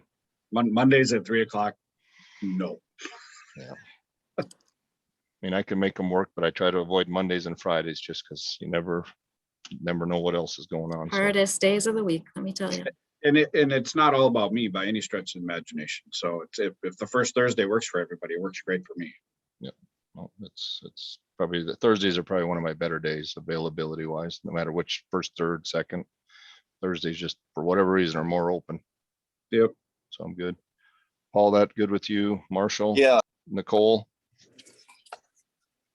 Yeah, I that do works. a satellite office occasionally on Thursdays, but I can make 3 o'clock. I can either, if I'm out there, I can remote in if we're still doing remote, and otherwise I can head back a little bit early if we're doing meetings in person.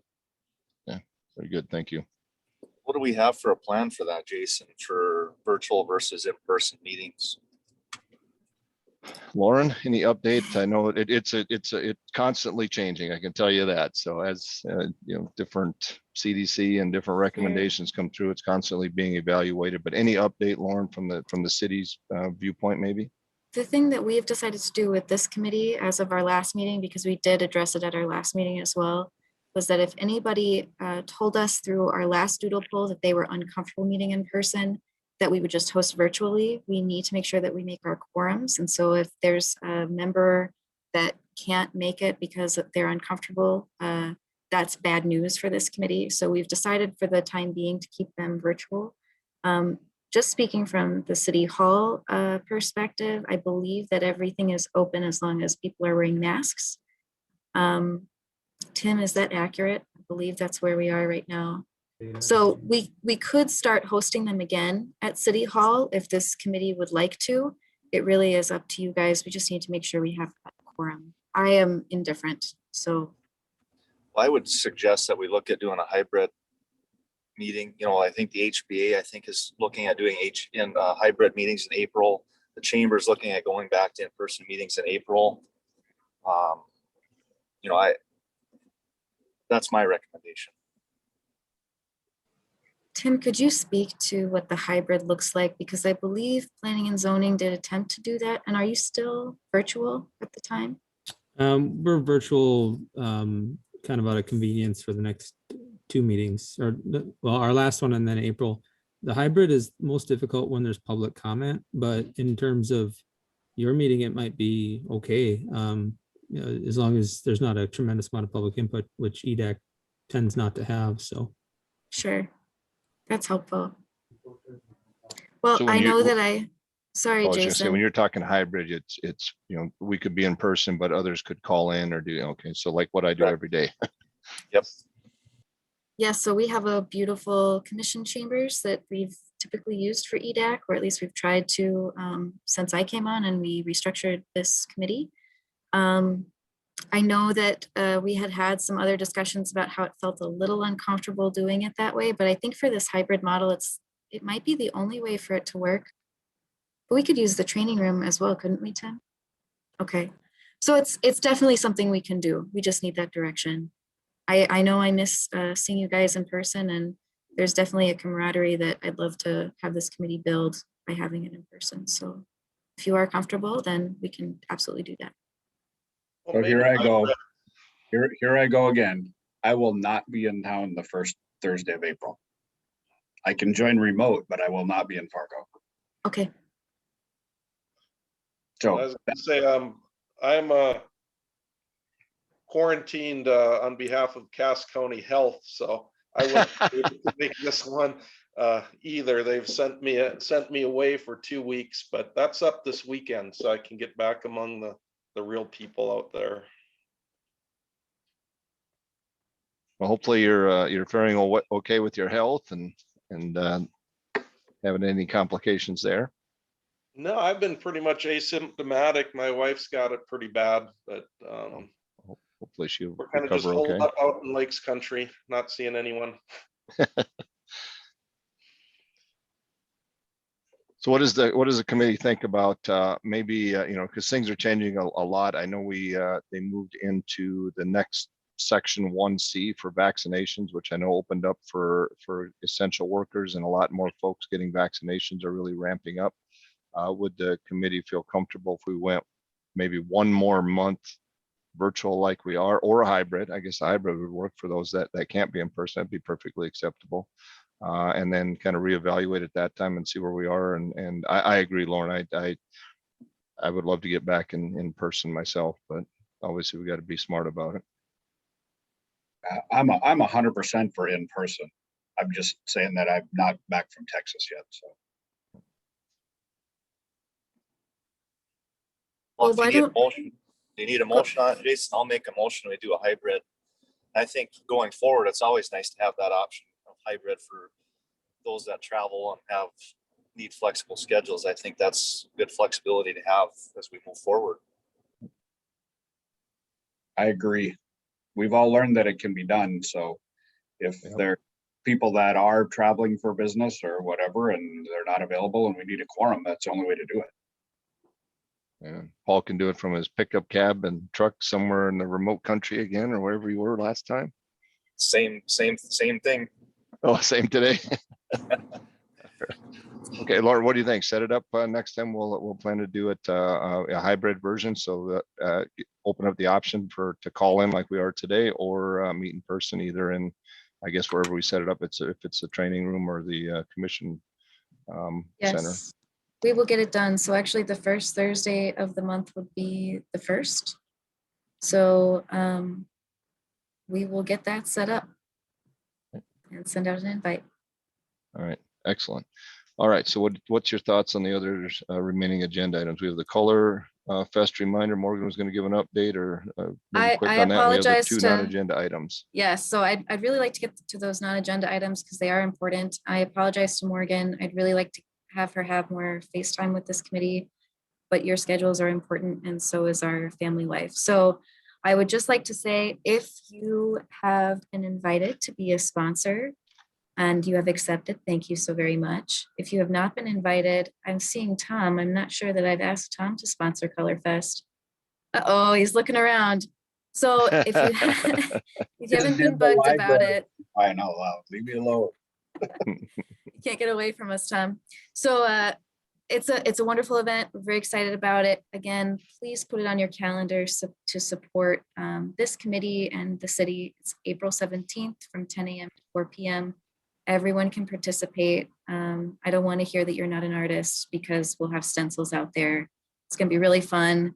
And I know a lot of your organizations are going to be participating through a sponsorship. So we're excited to see you. But we're going to move on into the next agenda item. Nick Lee, our assessor, is actually going to tee us off. And thank you so much, Nick, for staying on for so long. I'm sorry we've kept you waiting. But essentially, there is an incentive tool that our department in economic development has not been advertising because we didn't know it existed. It has been standardized through the city. And it recently came before the city commission, and they wanted it to be reviewed by staff. So I know very little about it. We have not been using it and advertising it, and Nick will explain why. So take it away, Nick. Thanks. Well, first of all, it's the improvements, 5-year exemption on improvements. We've actually had it on the books for a long time, probably over 20 years here. And we have been using it because I've had, I have a number of people who are in it right now. But basically the gist of it is it's residential and commercial, and I won't go into the residential part, but basically if you come in and you apply on an existing building, you can fill out the form, we'll go out do an inspection, and then you complete your project. And as long as that project adds $45,000 in value or more, it will be exempt. Whatever value add you made will be exempt for 5 years. And there's no age limit on that one. There is on the residential, is about how old the building has to be. It works for additions and renovations and remodeling, and it's always been kind of a, you fill it out, go through the process, add the value, then we bring it in and put it on the consent agenda, and then it's over. There's no caps on it, and there's a minimum of 45,000. And that, it's very straightforward. So basically, we have a remodel exemption that's available through the city of West Fargo. It has been established through a resolution, the city commission. And I think that resolution was updated, was it early 2000s, Nick?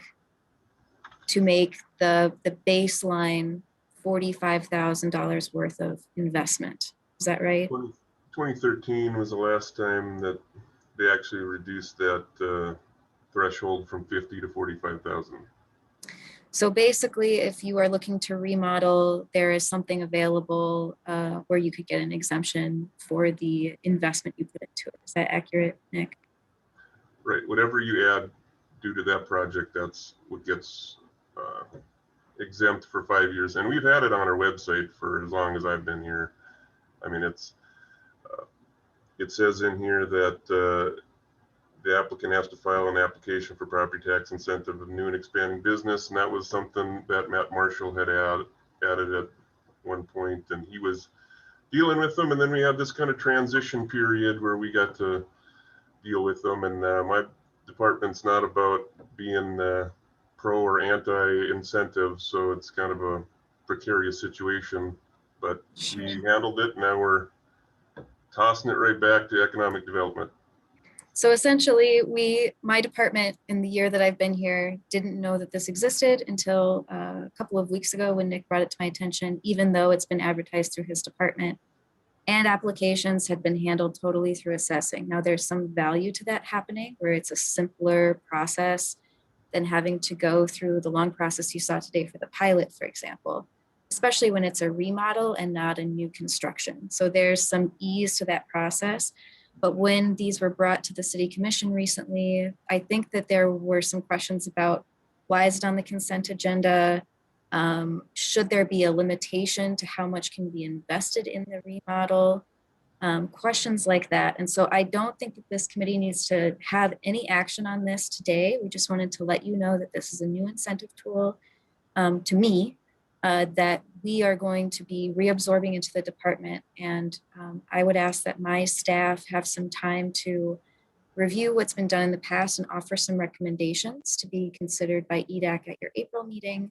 And then hopefully at that time, you all will have some guidance that you would like to pass along to the city commission. So are there any questions about that process? I just want to point out, I believe we put a moratorium on such things at the last commission meeting because we want to look at, like Lauren and Nick have pointed out, the dollar value, the how long, is there a certain cap? You know, if you got a building that's worth $250,000 and you put a $6 billion, addition onto it, are we going to tax exempt that additional money for, the additional value for that whole length of time because you met a $45,000 cap? So we put a moratorium on it. So it's a good discussion. I don't know when that'll be brought back or how we're going to review that, but it's kind of on hold right now, but we can still advertise that it's out there. It's just that the applicants won't know what the values are at this time, or if there's going to be a cap, or if it's it'll be graduated, or all these different things, because it was kind of a shock to the current commission that didn't matter how many dollars you increased the value, you got the whole thing tax exempt 5 years, no questions asked, done. We were like, whoa, there's a lot of tax dollars going out the door there that maybe we need to review this. So that's all I want to say. Thank you, Brad. Yeah, I forgot to mention that right now there is a moratorium on the program. There's some good news in the fact that I haven't been presenting it and advertising it to potential prospects. So I don't know of any projects in the pipeline that we're relying on this program, but our plan is to bring it back to EDAC at your April meeting and then to bring it to the city commission at the following meeting. So we'll do some research and come up with some recommendations and bring those back to you. Oh yeah, that makes sense. Obviously, yeah. Just out of curiosity, Nick, maybe you can best answer. Doesn't sound like we have any, or there's any right now applicants out there, but is this a widely used program or very rare, or you get the one person that comes up with a $6 million project and you got to say, whoops, what happened here?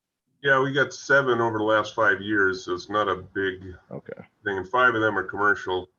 But Brad's right. There's a minimum of 45,000, and they could put a $3 million addition onto an outhouse, and it would all be exempt for all the value add. So I mean, there's and no questions asked, no review, pretty much. Basically, it's adding an addition, and they have to go through the process. Now we've made it very so that it is an incentive. It is not a reward. We've made it so that they have to get all the stuff in place before they start, in that spirit. But other than that, yeah, once you've done that and you've added 45,000, which doesn't get you a whole lot in commercial construction, And what was the level on the residential, like 25? Excuse me, 25? there was a break point at 25. It was 3 years if you put under 25 of value in, and then 5 years if you did over 25. And again, that's, dude, Right. you can hardly get anybody to come out to your house for 25 if you're doing anything new, it seems like. So You can't even remodel kitchen cupboards for that hardly. And I know in our last city commission meeting, we had about a half a dozen residential remodels that were between 28 and 35, $60,000. yep. And if they would have made the application before they start their construction, is that right, Nick? Yep. They gotta do it before they start. Right. They can't come in afterwards. Right. So Yeah, that's the one thing. that's the nature of the incentive. And that was a directive by the old commission. So, I mean, this is a new commission, new group of guys and lady to look at it. But, the old one wanted to make us sure that it was an incentive and make sure everything was done on the front end. Yep. So it's not a give me at the end, but. Support that part of it. Okay.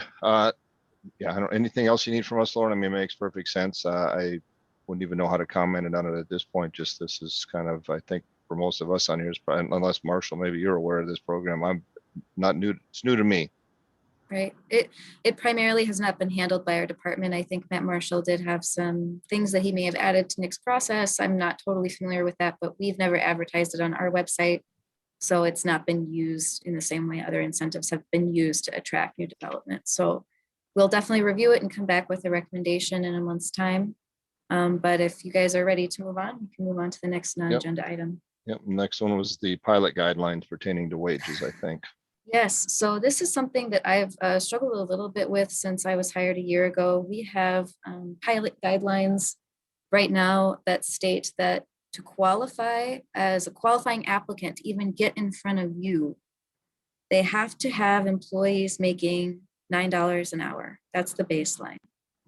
Now, in my incentive analysis that really have only been created since I've been here, that go through, what are the wages that we want to be seeing through these incentives. What I've mentioned a lot is a livable wage. And, that's kind of a moving target, and it can be different depending on the individual person and who they're supporting at home.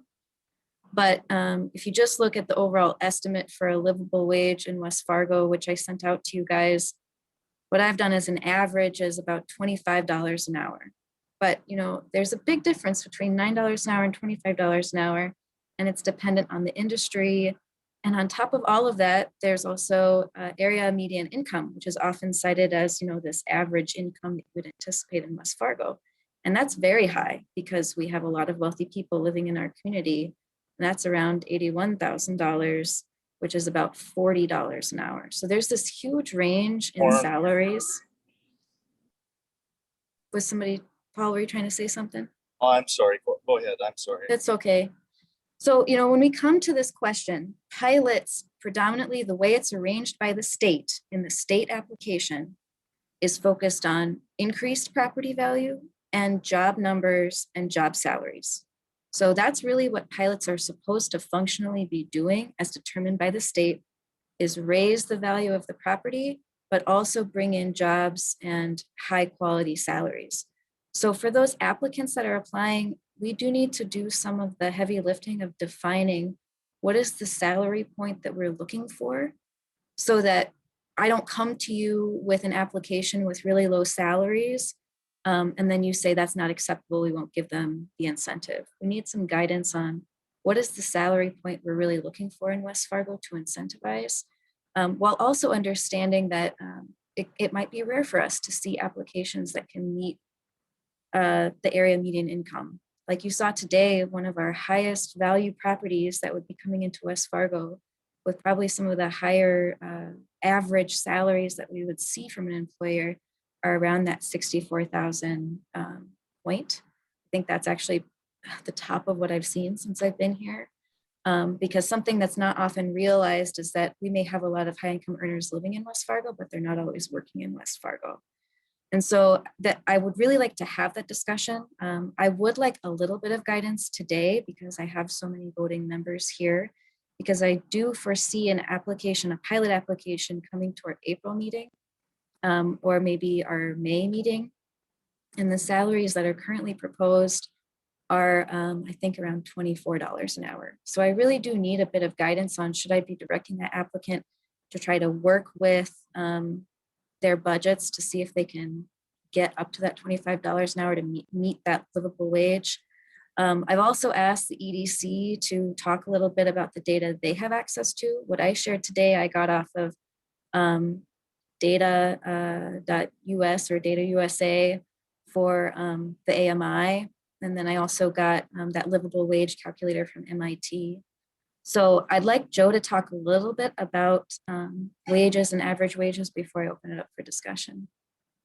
Sure. One of the services that we subscribe to is a company called MC or EMSI, and they do labor market data nationally. So we could pull up any occupation by geography and get what the various wage levels are for those occupations, and then you can obviously aggregate up or look at industries.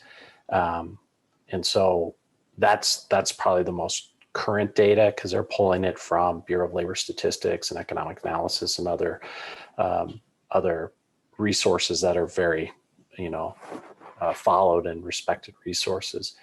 And so kind of added to this conversation is, as you think about those levels of income you're looking for to want to incentivize projects, one thing that we could do is look at, as those projects are coming forward, is your policy to set a wage level that is an average wage across, as Lauren was talking about, or do you want to set it by occupations? Because obviously there's a difference between a group of physicians coming in making $250,000 a year and a different type of industry, right? And so we have the ability, if you want us to, and working with Lauren and the team, to kind of dig into that and look at those numbers. But I mean, her point is well taken, which is, I just say, $9 an hour is probably not the incentivized kind of projects you're interested, I'm guessing, right? But is it 25? Is it 30? Is it by occupation? Is it that coupled with the CapEx investment of the project, or some other variables that are important to you as EDAC and the City Commission? We just would want some guidance in working with Lauren and the team. If you want us to be part of that, I just offer that up, that we have those resources to help And with Joe, that conversation. Could you also share what you shared in your email to me today about what MC shared as that average salary? I don't have it in front of me. I'm sorry. Yeah. I believe that in West Fargo, he was calculating it to be 60,000. Yeah. So you're looking at about $30 an hour if you want to just look at the average. And I'll just say I've worked in markets where they've set the average, and then they've said, in addition to that, we want to make sure that they're providing certain benefits, right? Here's 5 benefits, and they've got to provide at least 3. And if they do that with the wages and the benefits, then they certainly can qualify enough to have the discussion with all of you. But again, you'll need to determine what's best for the community and for the work you want to do. I'm just offering that we can help if you need us to in the conversation and the data. So I suppose I would like some conversation about what is the bare minimum of a salary that we would accept, an hourly wage that we would accept for an applicant, so that I don't come before you with a wage that is just way too low and you laugh us off stage. And maybe you can also give us a targeted salary. I think it is time to look at it. I don't know. I think $9 an hour is too low. A couple of things to consider, first of all, the AMI, that's household income. So that's joint income. That really needs to be thrown out. We'd be looking at individual income. Maybe we look at it, we raise that minimum, but maybe we look at it as a sliding scale and a point system so that we're not just targeting one income or we're not limiting ourselves. We look at the livable income and we're setting, to most businesses, salary and benefits is a bigger deal than property tax relief.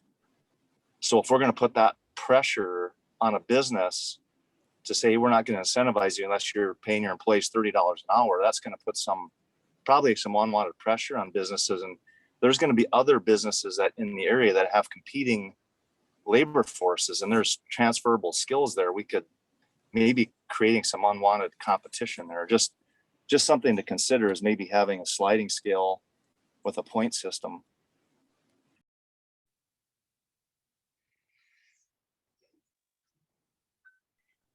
Yeah, I'm not exactly sure what that would look like, but I could see that. I agree, $9 an hour. I don't know if you will fill too many jobs that we're looking to incent or businesses that we would want to be incenting at $9 an hour. So I agree that's feels very low to me. Once you get to $25 an hour though, and I looked at primary sector jobs, I look at what we pay, where I work here for our folks. I would start to get concerned. We may be turning away some people that we do want in our communities and businesses we want, especially in the primary sector. Some of those jobs that might bring, fairly large numbers of jobs, skilled jobs, that are probably paying kind of in that ballpark. But yeah, I guess I don't know if I feel comfortable to just pick a number right now. No, I think if I heard Joel correctly, they offered, I think having some comparables in the industry in the city of West Fargo, what are welders making, what's some average salary, so we have some data that we can look at to make a more educated guess on it. Jason? Yeah, you were kind of breaking up a little bit there, but I think we got. I think I understood what you were saying, is that having some additional data before we kind of made a decision is what I think you were saying. Yeah. Yep. There, I got you back. Yeah, I think, and if I think that's kind of what Joel was recommending there too, if I'm not mistaken. And the one other thing I just add that could be part of the discussion at some point is, working with a really well-respected global site location consultant. We had a conversation a few months ago, and he shared that he went back and looked and did a lot of research on projects that were incentivized in markets. And what he found was that the projects that had a lot of jobs, but a relatively small capital investment, compared to projects that had a smaller number of jobs but a larger capital investment, those larger capital investments are still in play, meaning those companies are still there at a higher rate than just focusing on number of jobs. So I know we're talking about wages here too, but I think it's just kind of broadens the discussion at some time when you're thinking about this. At least my advice is it's not just the wages or the wages and benefits when you're incentivizing something, because that incentive isn't usually just short term. It also is like, hey, if these companies are putting 20, 30, $50 million into the marketplace, it's unlikely they're going to walk away from that in a few years. I agree 100%. I would also add on to what Joe just said, that that's pretty standard in the industry. It's less of a focus on quantity of jobs, but rather quality. And really the situation we're in right now is that this is how the state has designed this incentive. Is the state has said that it is incentivizing job numbers and salaries, although they're only goals. And it's really up to the governing entity to say what those goals should be. And so now we're in this position where we have to guide those applicants on what are we looking for. And I know that it sounds like the way this conversation is going is that we want to be specific with the industry and setting limits for each industry, which we can do because that's actually outlined in the application of what industry they're in. So we can work with Joe on that. What I would say is just for the next meeting, if I could have a baseline guidance, I'm hearing $9 an hour is way too low. What's the new rock bottom for offering an incentive? Well, it depends on, so here's the thing. If you're looking to hire anybody with any skill set whatsoever in the Fargo-Moorhead market and you're not willing to pay $18 an hour, you're probably not going to get people hired. So because that's like 36,000, right? I mean, it's hard to, everybody who hires people will, it's hard to get somebody who's 18 years old to do light labor for $18 an hour. I mean, that's just the way it is, right? So if you're looking at actual professional businesses here that are in the application process, I'd say 18 to 20. To answer your question for the purpose of the next meeting, to get you through the next month, my personal opinion is somewhere in that 18 to 20 range. Yeah, I agree with Tom. That's the same number. I was looking at just $20 an hour, kind of 40,000 as the salary is where I kind of thought, you know, our friends in Washington are always talking about a minimum wage of 15 an hour. So we just look at, you know, above that at 20. And I think you'd have trouble even, as Tom says, hiring someone at less. I think Target was even offering people 15 an hour last summer to get people to come in. So, you know, you don't want the minimum wage jobs, but you know, that's not, we still want the businesses to come in to create new jobs and put in the investment. So I'm kind of thinking the same range as Tom, 18 to 20. I was just thinking at the 20 range is where I was coming down. Good with that. I'm good with Great. that. That helps a lot. Okay, well, that's all I had for today. I'll keep working on that wage question for future applications, but for now, for next month, I'll look at that $20 an hour as a minimum.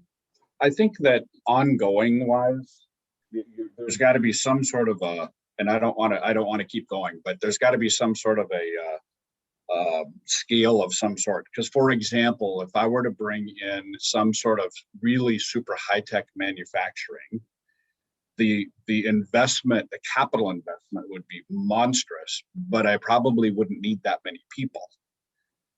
So on the flip side, if I were to bring in another call center to compete with the ones we already have, I could have a massive amount of people with not nearly the capital investment, but the wages would probably be a lot lower. Now, which one do we want? I think the answer is both, but it's a different scale. So to Tom's point, I guess that was exactly what I was referring to as maybe, and I don't know exactly how that would look, but how a sliding scale, maybe it's not one number, but that was my exact point. It was what Tom just made, is if someone comes in with that type of capital investment, but it doesn't meet the wage recommendation, maybe there's a way to move that around, or I don't know, maybe I think we have to have some flexibility there and maybe just put some more thought into it. But that's a great point, Tom. Was it not with the pilot? Maybe it was one of the other programs where we had not necessarily a sliding scale, but a point system that certain jobs, certain wages, you got more points. You had to collectively, you had to exceed a certain point threshold to even be in consideration. Matt Marshall did used to have a point system. I have not employed that since I've been here, and actually we've been trying our hardest to re-review our policies since I've been here. Unfortunately, we've had a lot of fires to put out since I've been hired, but a major goal for this spring is for us to review our policies. And we have done a lot of research actually about what policies should look like, and have looked in, I think we had the best luck in Lincoln, Nebraska, looking at their incentive tools. So it's definitely something that will be back in front of you for all of our tools. We don't right now grade them. We're trying to start with the process that I showed you guys earlier with that filter, and just try to move people through that standard process and use that as our way to tick off boxes with other departments, because that grading system also, I believe, helped with communicating with other departments. So we're really going through a renewal with our policies. Right now, though, what I've been relying on is the guidelines written for each policy. So this one didn't have that grading system that I could find readily. What I had are the guidelines, and then the guidelines were written $9 an hour. So right now I'm just dealing with that to get through these applications with the guidelines I have. And then later this year, we're planning on revamping those guidelines, revamping our policies, and bringing back to you those plans in full.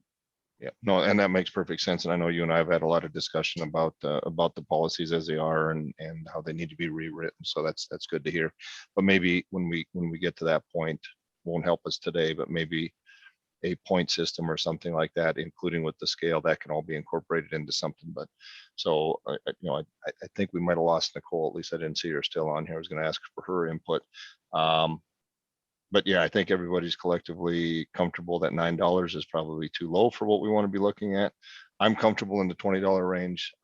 That's kind of what my number, if I had to give one today, which I will, would be $20. So if you're looking for some guidance for today, at least for this interim period until we get it finalized, I'd be comfortable with same place where Marshall and Tom were and